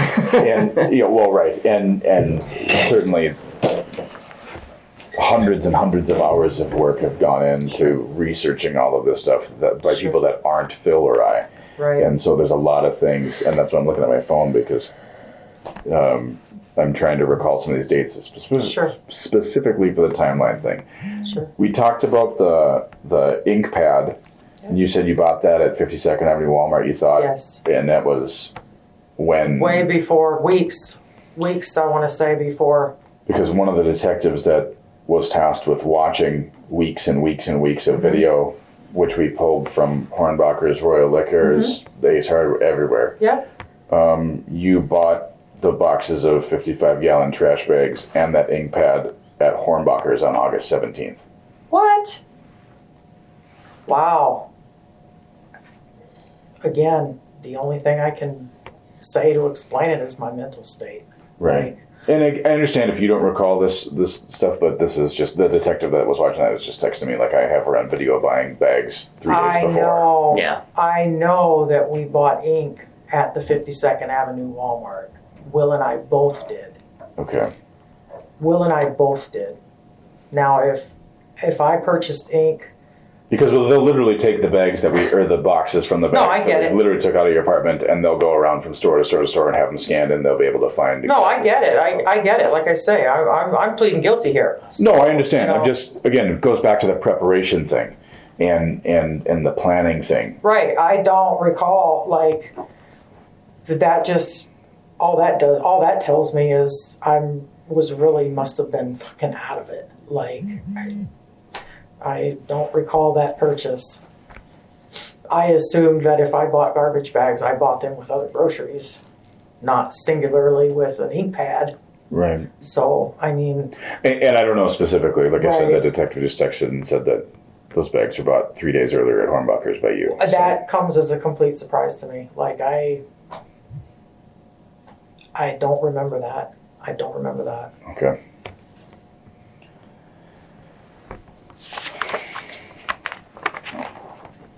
It's hard because there's a lot of ambiguity. As far as I can only tell you my mental state, what I was thinking, how things happened. Sure. You know, to the best of my recollection. Right. And I know you're you're definitely in a bad place mentally, you know, when all this is going on, obviously. But again, and I know you're in the trouble you're in, and nothing's going to change Right. that, and I get that, and that's Right. not our goal. Our goal is to try and get as much factual Yes. information Yes. that we can prove that will help shore some of this stuff up. And I mean, like for me, like when deer season opened, I'm like, here, like we're on edge. Like, are we going to find something out in the woods Right. somewhere? Like, we don't Right. know we weren't there. We don't know what Right. happened. And Right. so that's the kind of stuff that we're trying to get through. And like I said, the people that the media are finding that, you know, because they'll go talk. I could go to Broadway right now and I could find 4 people that'll tell me exactly what happened in your apartment. That's crazy. You know what I mean? Yeah, Yeah, and some of that's the frustrating. newspaper articles are just out there too. Like, And the psychics that call us from Los Angeles. And, Oh, boy. I mean, Or I'm sorry. Or one in the Cass County Jail. exactly. Yeah, absolutely. Again, it's mud in the water. And so I'm trying to focus on the details that you can give us and comparing those to details that Will has given us. And then finally to what we can prove and what we can't prove, what we know, right, things we can verify. right. Well, I don't know if I'm helping you at all. It seems like I might be confusing you even more. I'm learning things. Like, I totally did not remember the ink being purchased at Hornbacher's. And, you know, I don't recall that. I'm sorry. I'm not trying to overtly lie to you. No. They just sent me the receipt. Oh, excellent. Yeah.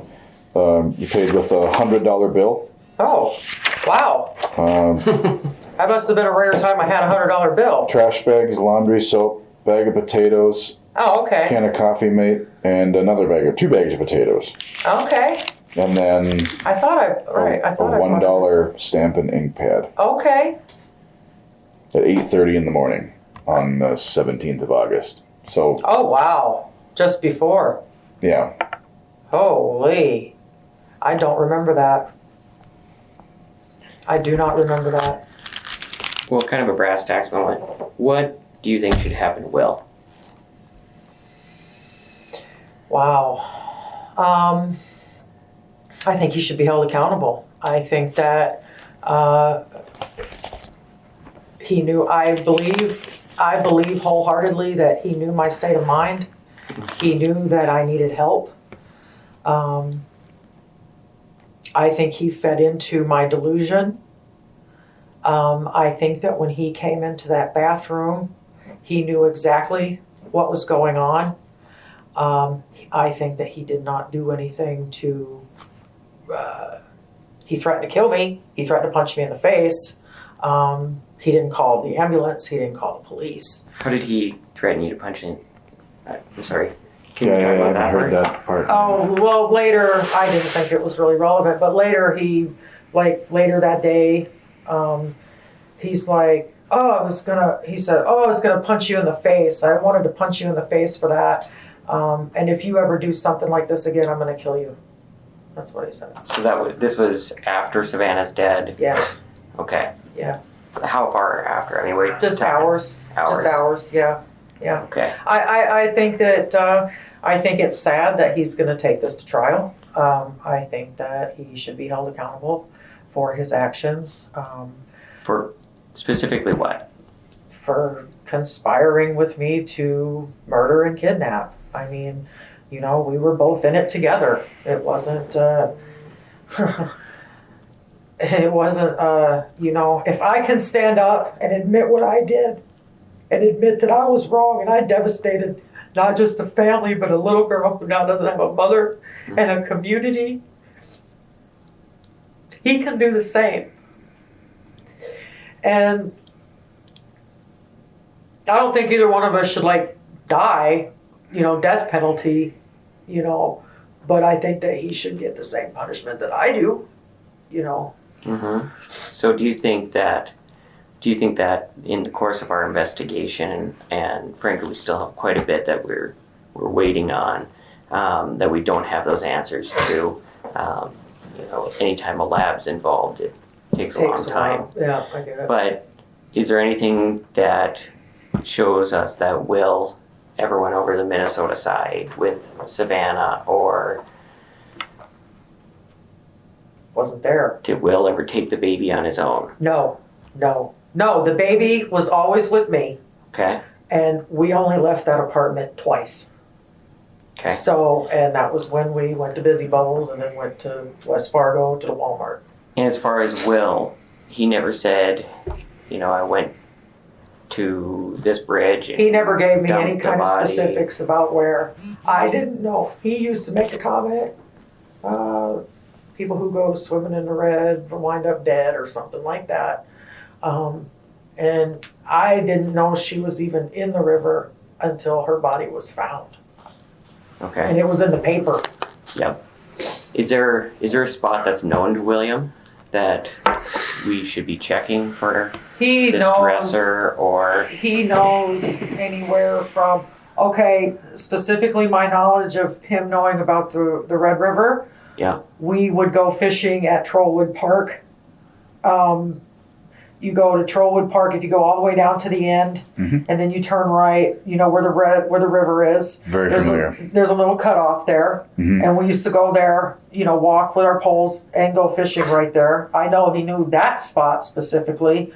I know that and this would be secondhand knowledge, he told me that he would play frisbee golf in Moorhead, right by the river there, I guess, or whatever. He knows this area way better than me. Like, he's from here, I'm not. So, he's from, the Grand Forks area, but Sure. I'm not. I'm from, Perham, Minnesota, so. yeah. A lot of our discussion today, Brooke, has been about timing and planning, and your conversations with Will, and how all of that works together. And I'm sure it's just been from being in jail and reading all the stuff about this. And I found it interesting. You said you believe Will is guilty of conspiring to kill Savannah and kidnap this baby with you. Right. It's a very technical, legal Only because statement. he and I just recently discussed And I'm sure you have. the specific meaning of conspiracy. Sure. Yeah. What is the meaning of the word "the"? Right. We could start doing that, but.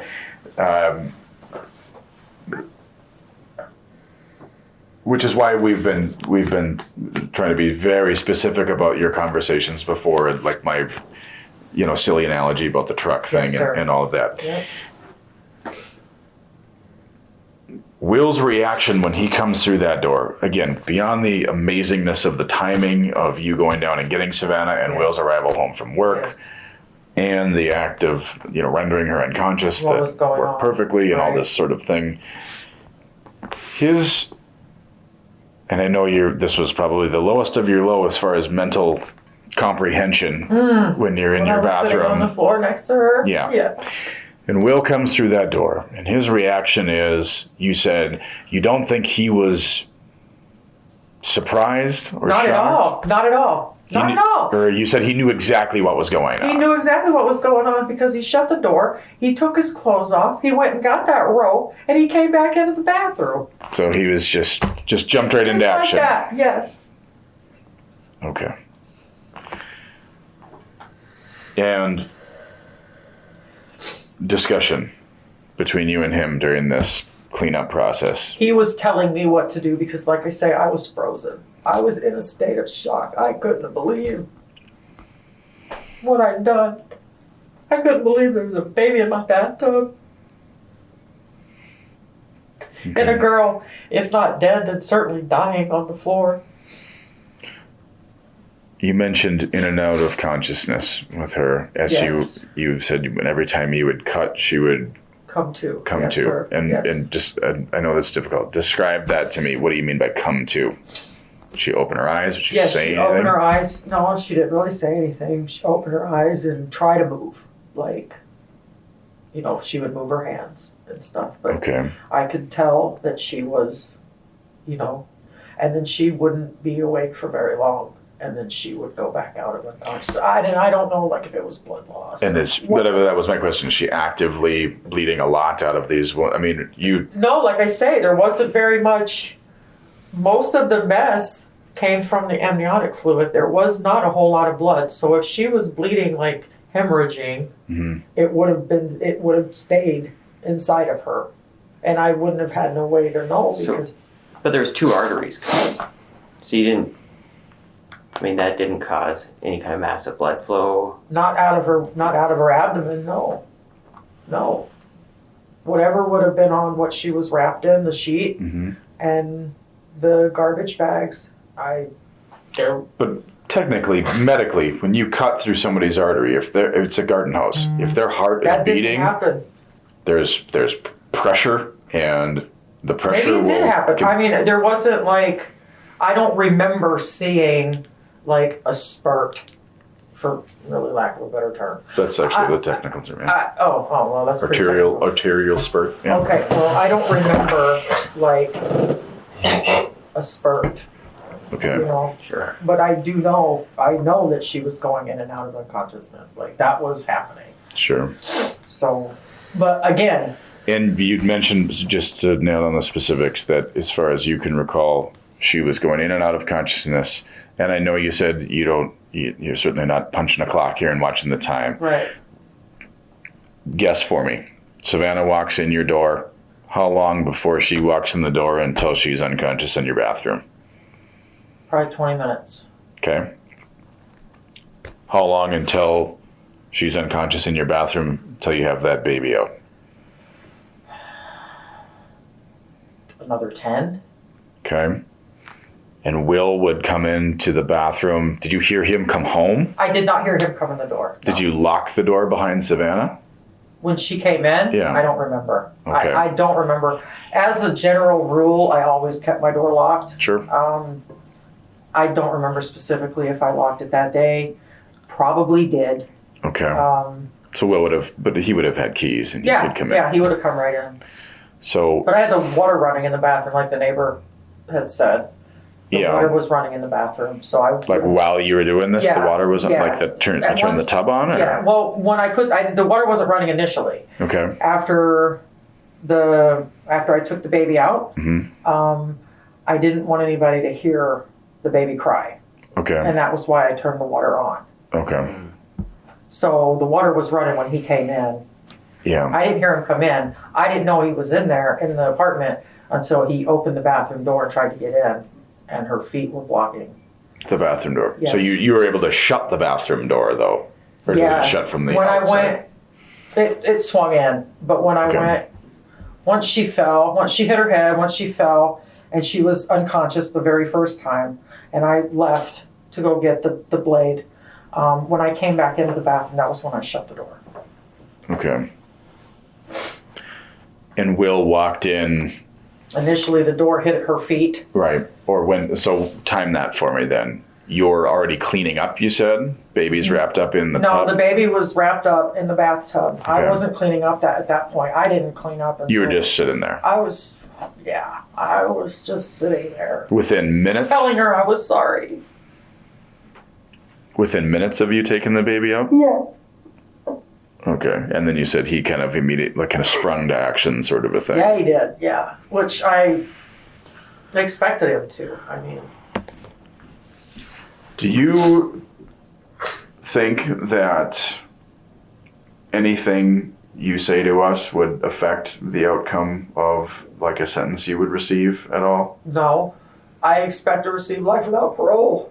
But I mean, do you think that anything, you've told us what you told us, right? Yep. And we've discussed how some of that's kind of tough to believe. Yep. Do you think that if Savannah came into your apartment and you threw that rope around her neck and used that to render her unconscious, that would change anything for you or Will at all? I don't believe so at this point. And I don't know the answer to that because I don't make those decisions. I don't believe so at this point, no. Okay. I'm responsible for the girl's death, and it doesn't matter, in my opinion. I mean, I'm not a lawyer or a legal professional, so I don't know how it works. Sure. But And it probably doesn't at the end of the day, and I don't know either. I'm not a lawyer. Thank goodness. I honestly, just being very frank and upfront with you guys, I'm pleading guilty. I don't know why I'm here, other than to maybe shed some light on it for you guys. Well, we appreciate that because the family obviously is probably the closest to this and having to deal with this. And at the end of the day, my opinion is they deserve to know, and they deserve to know exactly what happened, when it happened, and why that's why I'm pleading happened. guilty. It's not for myself. It's not for any other reason than I have to lay in bed at night and know what I did. And I have to lay in bed at night and I have to know that Mrs. Greywind has to one day explain to her grandbaby what happened to her mama. That's my motivation. Sure. And we can certainly appreciate that, Brooke. One, these things come to, I'm sorry, No, totally it's off topic. fine. No, When you guys left to and from the Busy Bubbles or to Walmart and that, how did you? How did I leave with the baby? Yeah, in and out of there. I put her in I had a leather bag. Okay. I'm fine. I had a leather bag, a black leather bag. Like a Carry case. like a grocery store, like. No, it was what I mean, like carried my that school books size. Okay.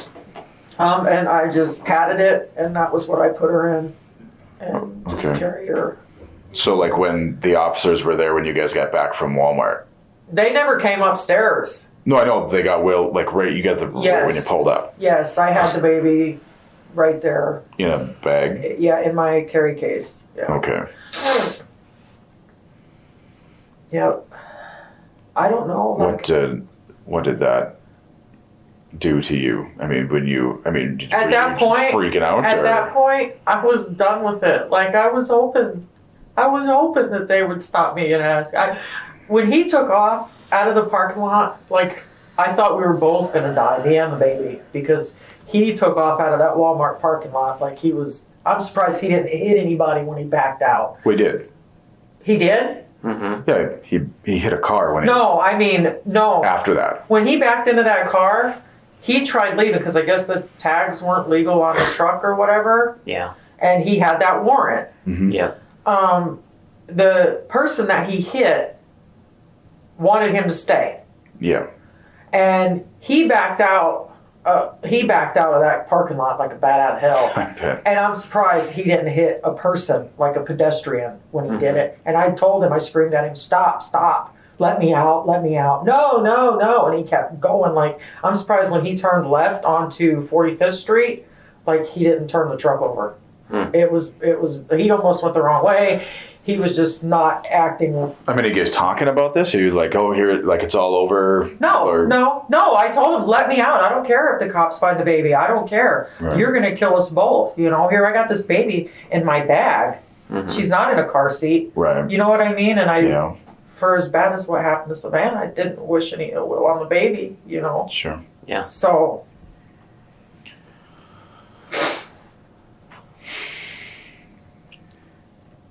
There was one more Google thing that I was going to ask you about. Oh, the travel, like Travelocity searches. Oh, that's another one that I didn't do. That's Okay. another one. Because that was days after. That was right before you guys were arrested. Somebody was Googling travel sites and Will did mention he did say something about sending me and the baby to his mom's in Texas.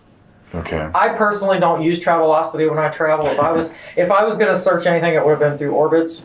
Or I just said Travelocity. I don't know what it is. What's some of the travel Well, sites? they had mentioned, the prosecutor had mentioned that during Okay. the bail hearing, that there was a search for sure. Travelocity. And I didn't do that myself. Again, that's Okay. another search that I can't explain. Just like before, we talk about how it's hard to believe that this wasn't more planned out. Right. After,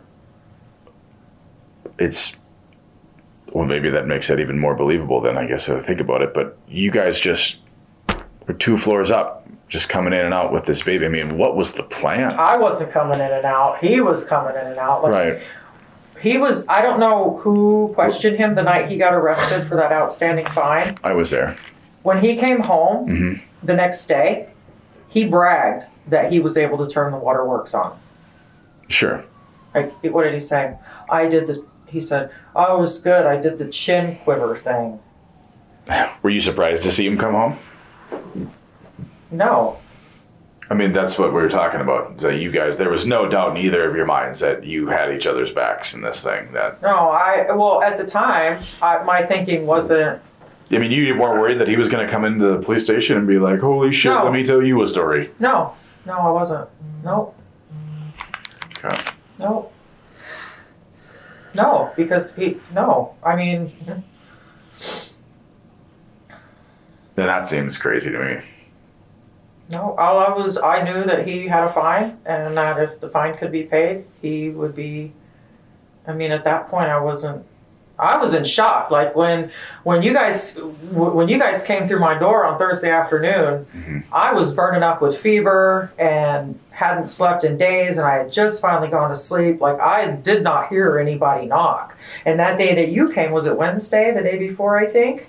And knocked and nobody answered. Yeah, Yep. like I caught the tail end of those knocks Yeah. because I had been dozing. I had been kind of. Well, we were up there for 5 minutes because we were trying to talk to Will. Oh. We were like, "Will, come on, we just want to talk." We were up there forever. And I was like seriously in a state of shock. Like I was not with it. And Sure. now that I'm on medication, the fog is lifted and I can look at this situation and realize how insane the whole thing is, but Right. I don't know. He knew exactly what was going on. So I don't know. Okay. I know you got somewhere to be. Want to just give us a minute real quick here and then we'll wrap this thing up? Yeah. That's all right.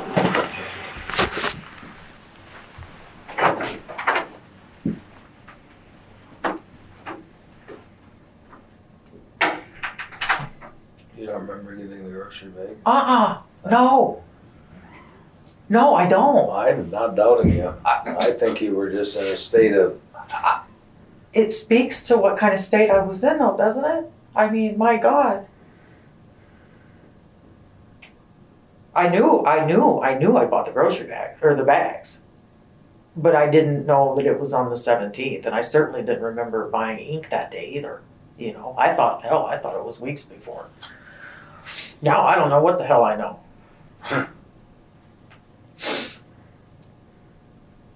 I just hope that I hope that I've been of some kind of assistance. I mean, I can't. well, let me ask you this. You guys get in an argument, Yeah, both figure out you're not pregnant. yeah. Who first referenced the fact, well, we can still have a baby. We just have to take one. Again, it was kind of, Back and forth. yeah, it was a mutual, Had you, at any point, did you decide you were gonna get a baby? together? Yeah, No, not because explicitly. that would make some sense if then he says, well, that Savannah girl downstairs is really pregnant. Now that hindsight being the bastard that it is, it's just like, now it's like, why did he say that? Well, a couple there. My theory is he knew how messed up you were. Yeah, that's and my he theory just too. planted the seed knowing exactly what the hell was gonna happen. That's my theory too.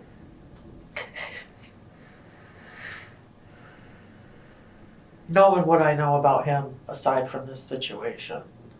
And once you knew that, then you go out and buy the garbage bags because you knew that if you took that baby, it was gonna be a mess. Well, yeah, there was gonna be cleanup involved, certainly, right? But I don't remember, like, And man, you can't remember what you can't remember. right, I don't remember the day, like, that's crazy.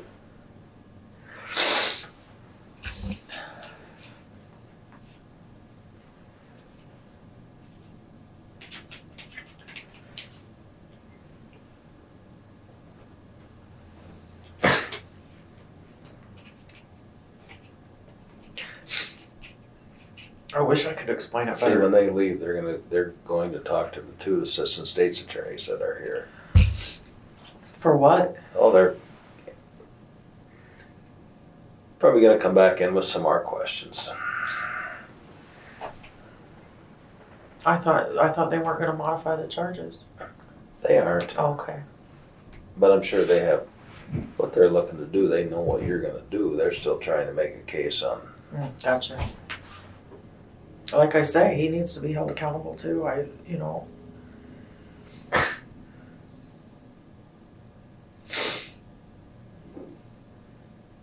we talked about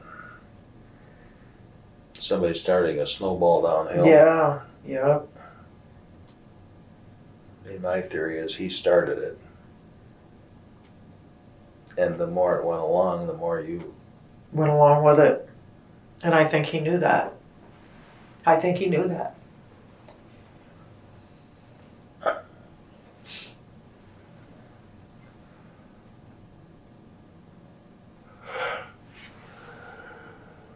And there are some questions that are never going to be answered. Right, right.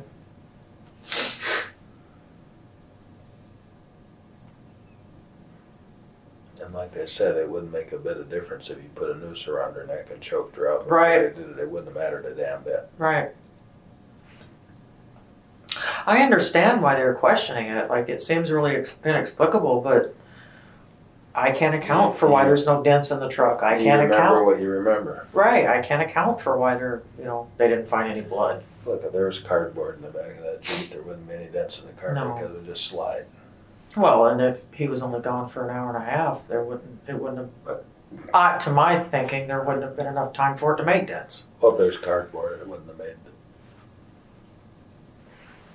I hope the cardboard's still there, because maybe there's dents in the cardboard.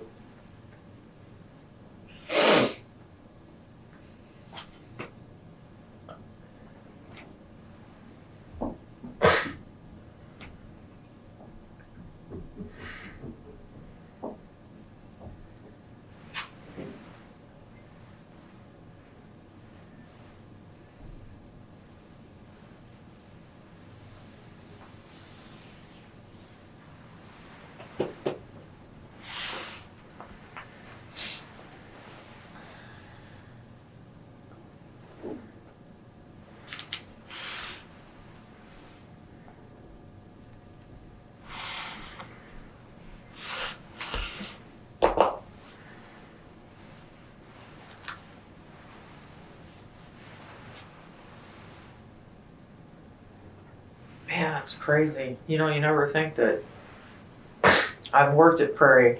I've worked with people suffering from mental illness, and I didn't even, I knew I was struggling. I knew I was having problems, but geez, you don't even realize how bad I was until, they're telling me I did things that I don't remember doing.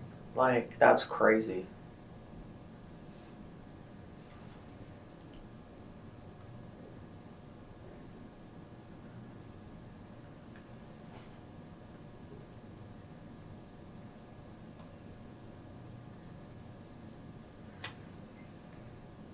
Do you remember, you went out and you were looking at pregnant women? Yes.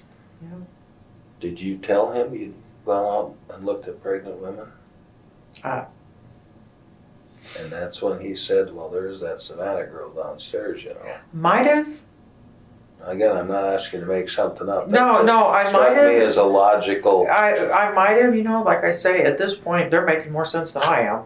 You know what I mean? So it's hard for me to say, but he and I talked very openly, Do you remember the comment there? Well, there's that Savannah girl downstairs. Was that after you'd been out and looked at pregnant women? Yes, that was after. See, it makes some sense. I just really.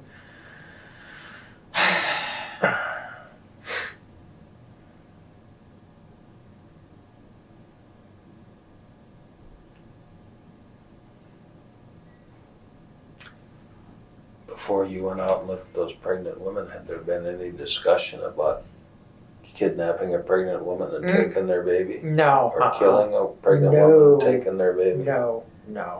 Okay. No, as far as any discussions when it was mostly, well, we could kidnap a baby. You know what I mean? It wasn't. Mm-hmm. There wasn't nearly as much planning as what it appears. I can say that with certainty. At least not on your part. Right. I mean, the one thing that struck me, if you're planning on taking a baby and getting away with it, there's no way you guys were gonna be able to explain away how you got an Indian baby. Right, You a know, Native that- American baby. That doesn't make a lot of sense. No, it does doesn't. No. Mm-mm.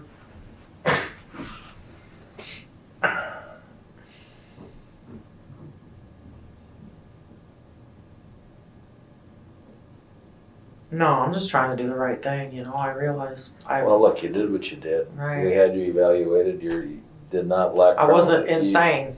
No, you knew exactly what you were doing. Yeah, yeah. Oh, I knew what I was doing when I was sitting next to her crying when he come in the bathroom. And the reasons behind it are maybe a function of your mental illness. But Right. I just want to bring closure to the family, you know.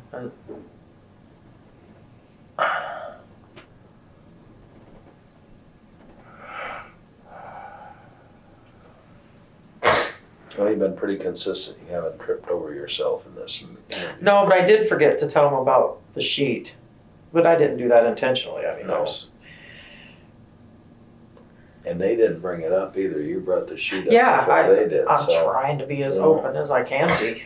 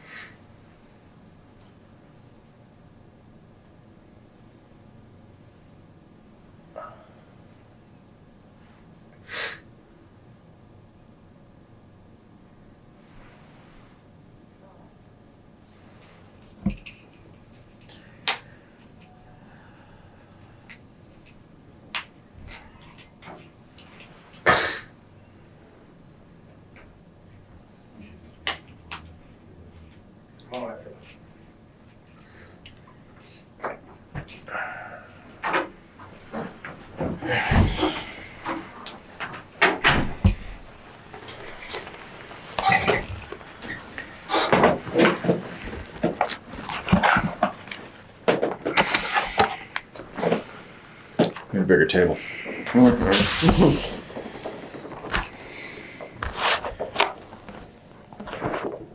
I wanted to touch on. I know we're limited in time, Steve. No, you're fine. I wanted to touch on and we have touched on it.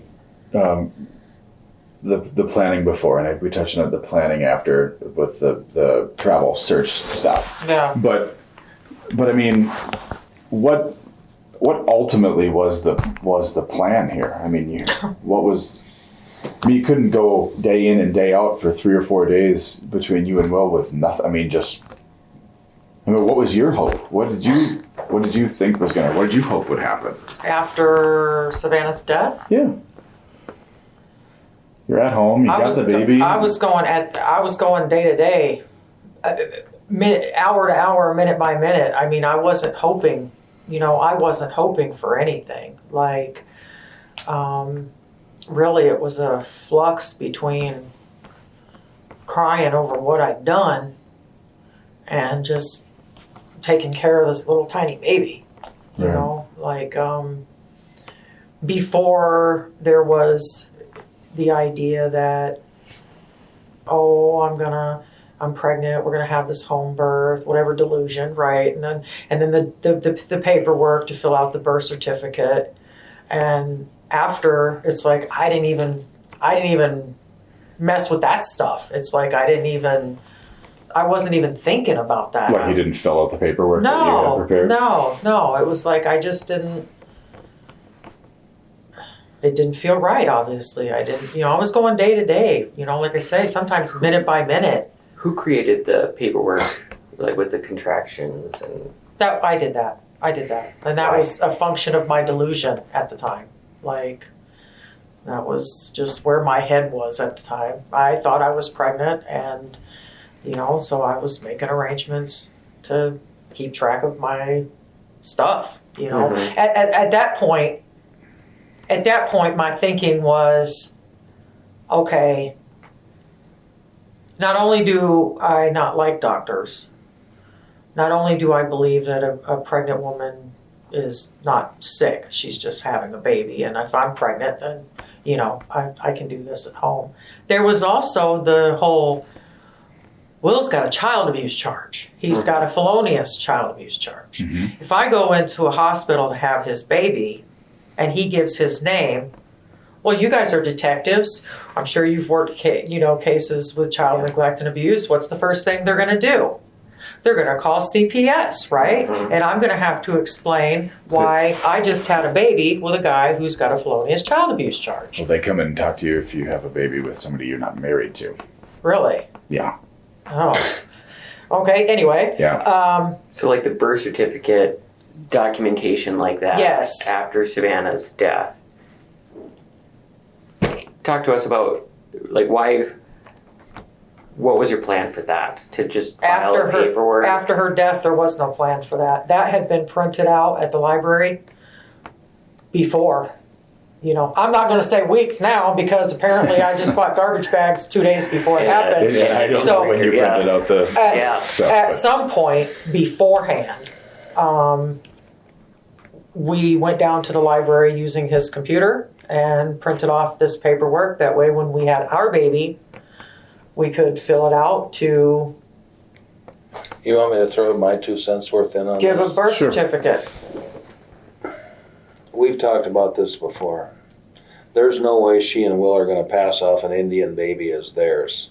It makes absolutely no sense. Sure. And that's why I think the whole thing with Savannah probably popped up within the last couple days before this whole thing went down. Sure. That she was not specifically a target until, as Brooke explained it to you, because otherwise none of this would make any, there's no way you're going to pass off that Indian child as being theirs. Yeah. Right. Yeah, absolutely. No, it leads to that, as far as Savannah specifically, so to say, was not the plan. Right. I get And what you're as saying. Brooke told you, she was out looking at pregnant women. And I don't know what the conversation was. Then Will says, well, there's that Savannah chick downstairs. Right. Probably knowing, and he knew what a state she was in.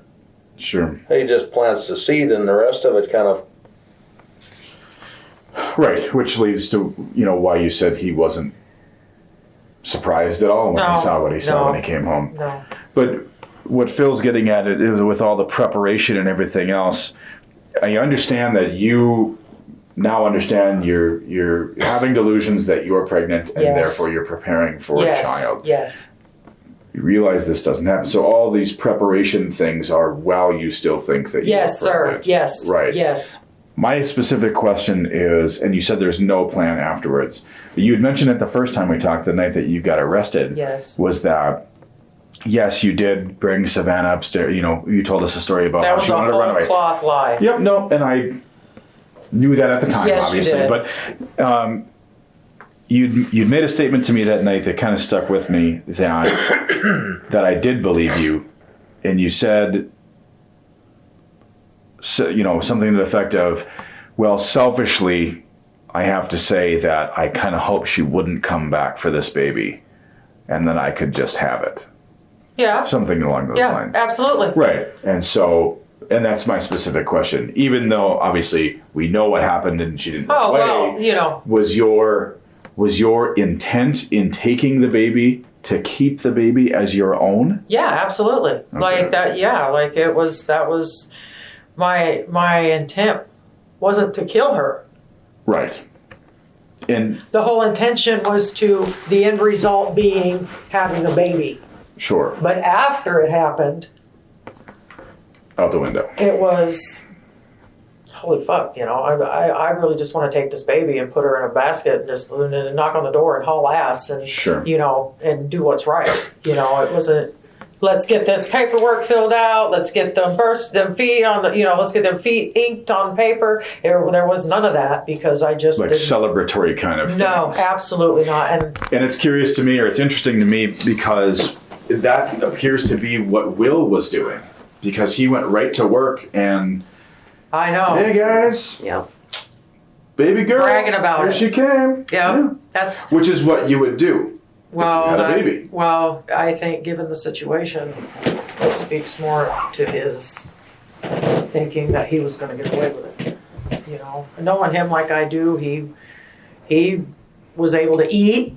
He was able to drink his beer. He was able to go to work. And But he sat in that interview room with me for hours and hours and hours, bawling like a baby about how having this child sleep on his chest was the greatest joy. I mean, he was like, I'm this kid's dad. I know. That's why I'm talking to you today. That's why I'm here, is to tell you as much as I can, as factually as I can, despite how it looks. Because while he was doing all of that, I was at home with this tiny baby that didn't belong to me, crying my eyes out for what I'd done to her mama.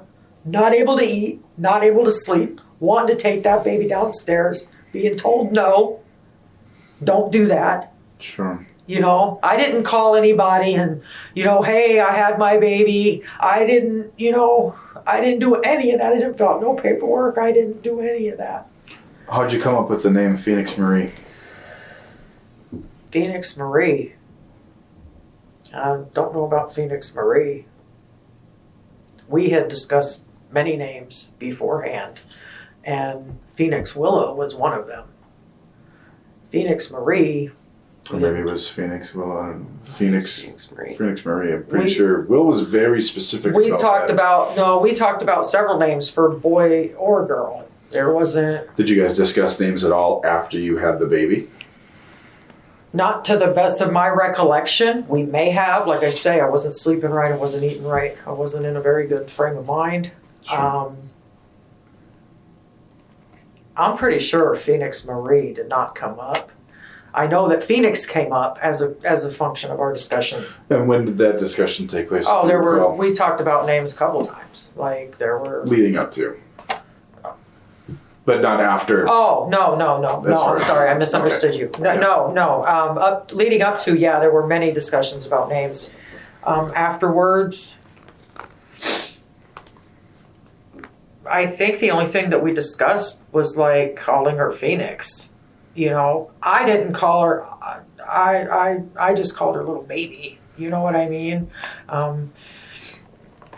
Little Pocahontas, not being racist in any way, shape, or form, but she was just the most beautiful little native baby, Yeah. But as far as actually like coming to a name.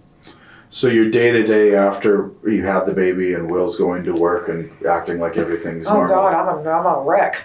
Are you got the music up loud, the TV, you're running the shower? How do you... I kept the TV on, but I always kept the TV on, and I never hung out in the living room. I was always in my bedroom, even before this happened. Okay. Mostly because I had that fan turned to the window out, and that was where I smoked. Oh, sure. So you know what I mean? So I would rather the smoke go right out the window than smoke in the living room where I didn't have any windows open, and just the whole apartment getting full of smoke. So Was that for the baby's benefits? well, Or- it's just that's just the way I was. Just how you did it. Even before the baby. Yeah, even before the baby. My son has breathing problems or whatever. When he'd come up, I tried not to smoke at all in there, So, Sure. but yeah, no, day to day, it was. So you just you like holed up in your bedroom. Hold up in the whole apartment. I Oh, mean, yeah. but like I say, I always kind of hung out in my room, as a function, I guess, of isolating myself. I don't know, but The baby's not making noise. she cried when she was hungry, Yeah. or when she was wet, but just there wasn't any kind of. I mean, did that cause you? I mean, I'm trying to put myself in your shoes here, and I'm imagining like unbelievable like stress and anxiety Yes. when the baby's Yes. making noise. No. Always stress and always anxiety. Well, right. But not anymore. Are you kidding me? I helped kill a girl. I wrapped a body up. I put it in a dresser. I helped carry it down the stairs. I wasn't worried about the baby crying. I mean, there was a whole Sure. stack of shit besides that I We're was. already up here. You can't get any higher. Exactly. Okay. Yeah. What about when Will would come home? See, When Will got home, he Take would the baby immediately and- start watching. When Will got home, he'd turn on the news, start drinking, and start watching the windows like a straight geeker. Like, he looked out them windows more than She's paranoid big time. Yeah, big time. for good reason. Yeah, absolutely. Absolutely. And Yes. he's following the news stories and And I even told him, turn that shit off. I don't want to, you know, like you said, my stress and anxiety level was way up here. You know, I didn't want to hear about the dirty, horrid thing that we'd done. But at the end of the day, I mean, if this would have gone on for weeks or months, what do you think would have happened? If I you think would it would have. welcomed this baby? If I'm going to speculate, I'm just looking from your perspective. and if I'm going to speculate and say that you guys didn't come into my apartment and things did go day to day, that it would have probably just continued in the same vein. Like, he would have gotten up and went to work, and I would have stayed home, holed up in my bedroom, you know, doing what I did every day. I mean, you know, there was some discussion. You said Will had mentioned maybe sending you and the baby he to did, his mom's, and that's the only way. And that's the only way I can explain that travel search on my phone, because I didn't search any kind of travel. You know, I wasn't planning on going nowhere. So from what we can ascertain, Will was maybe thinking okay, what's the next step going to be? Yeah, he said specifically, I'm thinking about sending you to my mom's in Texas. I guess she lives in Gainesville or somewhere like that. But I didn't search no travel sites. You know, that's the only way I can explain a search would have been he searched it on my phone. Because I was like, I'm not going to your mom's. His mom and I do not get along. Sure. You know. So I was like, no, that's not. Oh. I know it kind of feels like we're beating a dead horse No, you go right ahead. with this next question, but the dresser, where was it always kept at? Right where garbage bags, right where the laundry baskets were. So Just as soon as you walk in the bedroom door, to the right. okay. Now, when you guys were bringing that downstairs, you know, how did you get it down those narrow stairs? Did you carry it the whole way down? Did you slide it? Did you? I want to say that it went top down. Like, I grabbed the bottom, he grabbed the top. Well, we opened the door. I grabbed the bottom, he grabbed the top. Carried it to the stairs, and then tipped it top down. Mm-hmm. And then he was at the top, so it would have been the bottom. And then I was holding it from the top of the stairs at the bottom of the dresser. Does the dresser have legs on it? Yes. Okay. Yes.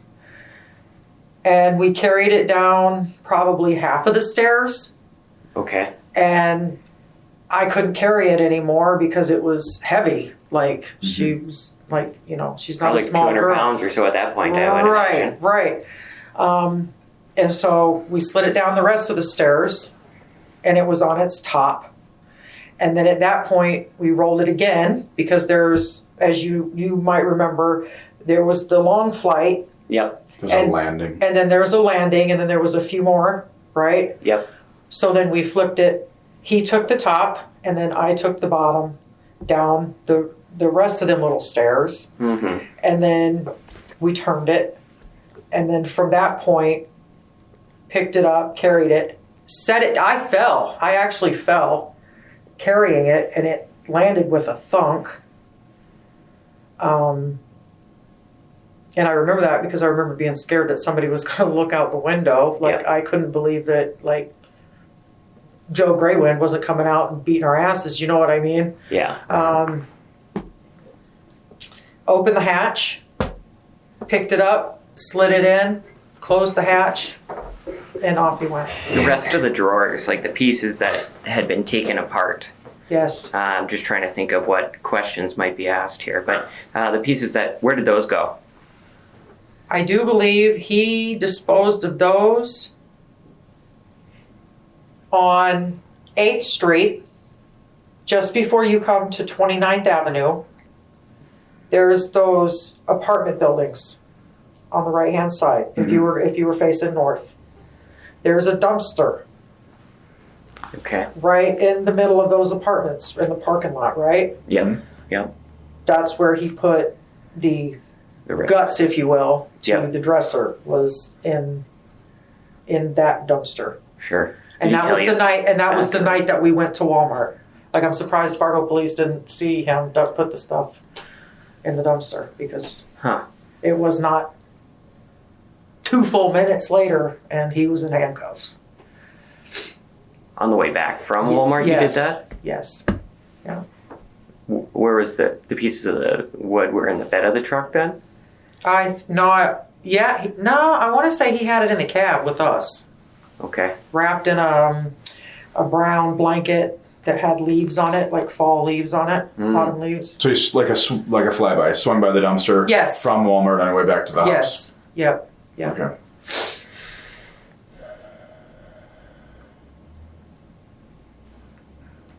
Yeah.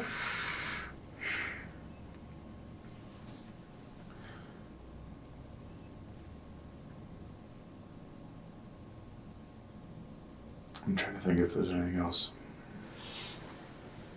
Is there anything else that you think of that we should know? Not right off the top of my head. I mean, like I say, at this point, you guys are telling me things I didn't know, like I couldn't remember. Like, I had no remembrance that I bought them bags that soon before that happened to Savannah. Any reason why Ryan would know any more information about what had gone on leading up to it? I mean, did Ryan think that you were pregnant? I seen Ryan, the last time I seen Ryan was several weeks before this happened. Yeah, he thought I was pregnant. My kids thought I was pregnant. Hell, I thought I was pregnant, you know? I mean, it was, I don't think he would know unless Will has said something to him. Like I say, I didn't talk to him. Will met him in jail. I didn't talk to him as much as Will did, you know, as far as that goes. Sure. He was my weed connection, so I, you know, talked to him for weed. He was actually in my phone as Southside Pharmacy. So, you know, that was what I talked to him about, you know, as far as anything like that goes. We had supper at their place months before this happened. And I didn't really talk to his wife, Ashley. So, you know, I don't think, though, he don't strike me as the kind of guy that would have information that was extremely pertinent and not share it. Okay. So. You mentioned that this stuff just comes to me. That Will was out playing dad. He's telling people, Yes. "Here comes the baby. Look at Yeah. me." I mean, he's probably Yeah. buying a cigar or whatever he's doing. Yeah. Did you go and how many people did you tell that you were pregnant? Told your kids? You said that. I told my kids and Ryan. Okay. Any specific reason why you would tell Ryan and no one else?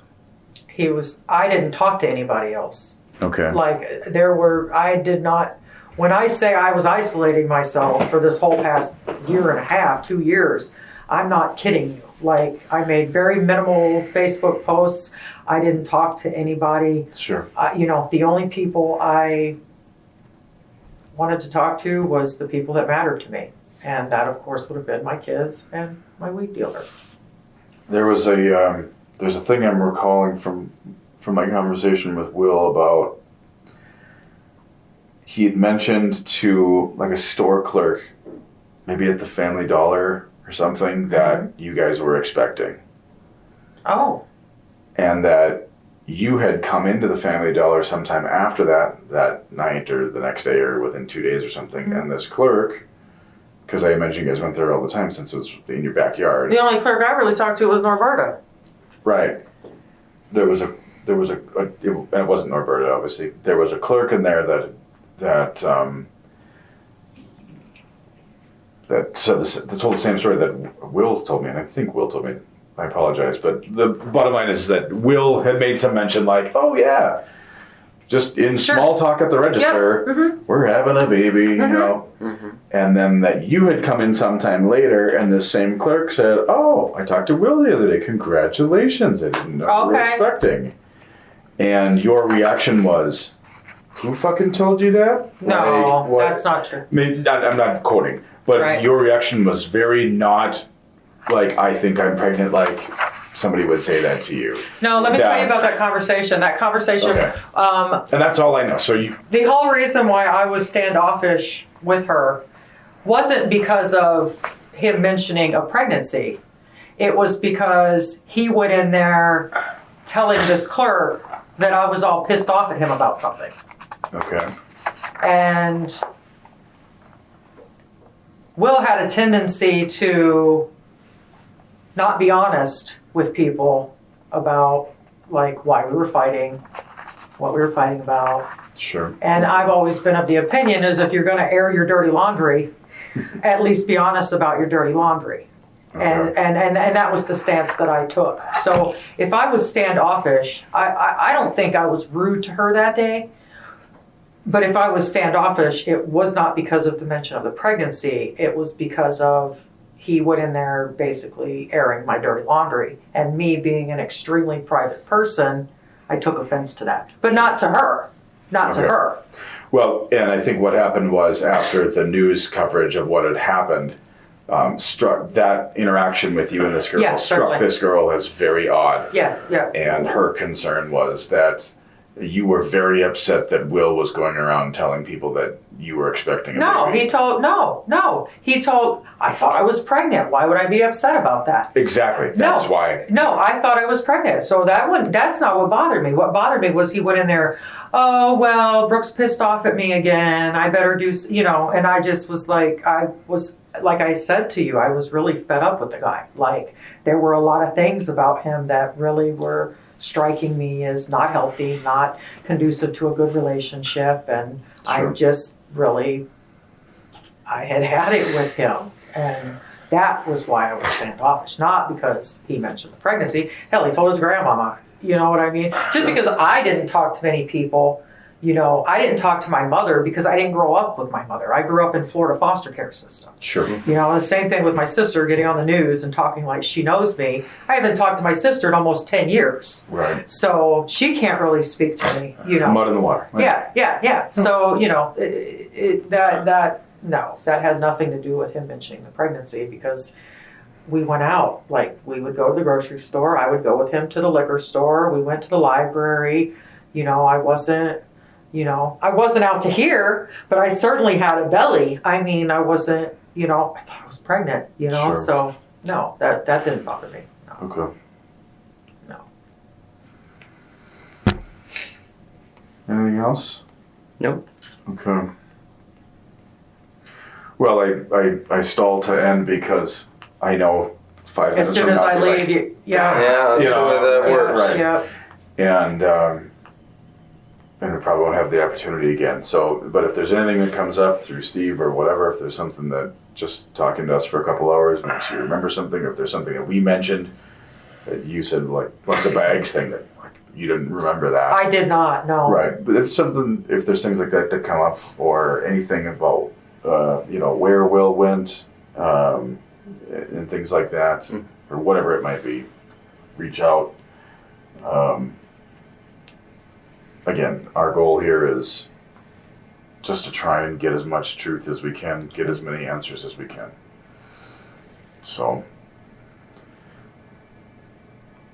I think we'll be good, and then we'll have to go probably let that car warm back up again since it's... I've been hitting the button every once in a while. Oh, you have the keys. That's what you were doing over there with the key I fob. tossed the keys I to was like, somebody what's at he one doing point. here? I think I gave the keys to somebody else who didn't know where they were. So, okay. Well, you guys, We're good? you guys know where to find me if you think of anything else that you need to ask.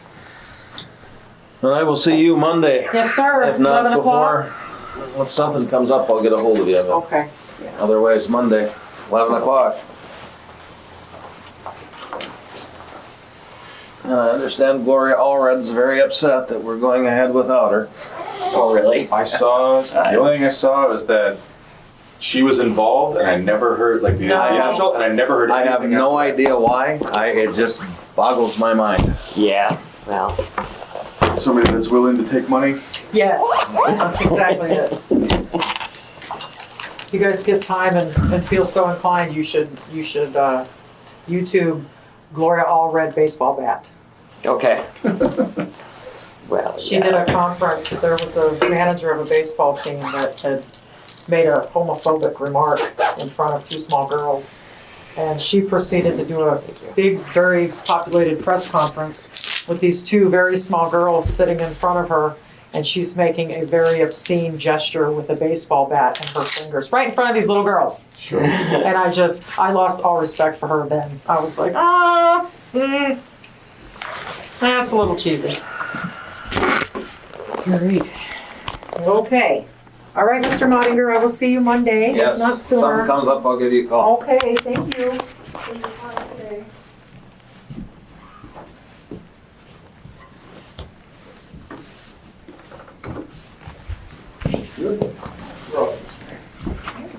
Just Yeah.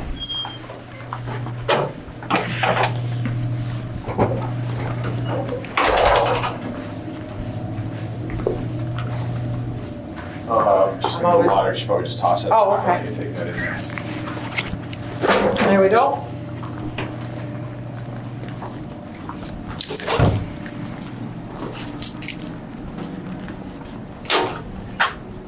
If I didn't already have your DNA and this was an active investigation, that would have been a brilliant detective move right there. I just thought What's that? the old trick, the water bottle. Come on, you guys. Oh, yeah. You can't possibly need any more of my DNA. No, I know. I just that's You should have a whole bunch of my what I DNA. just thought of.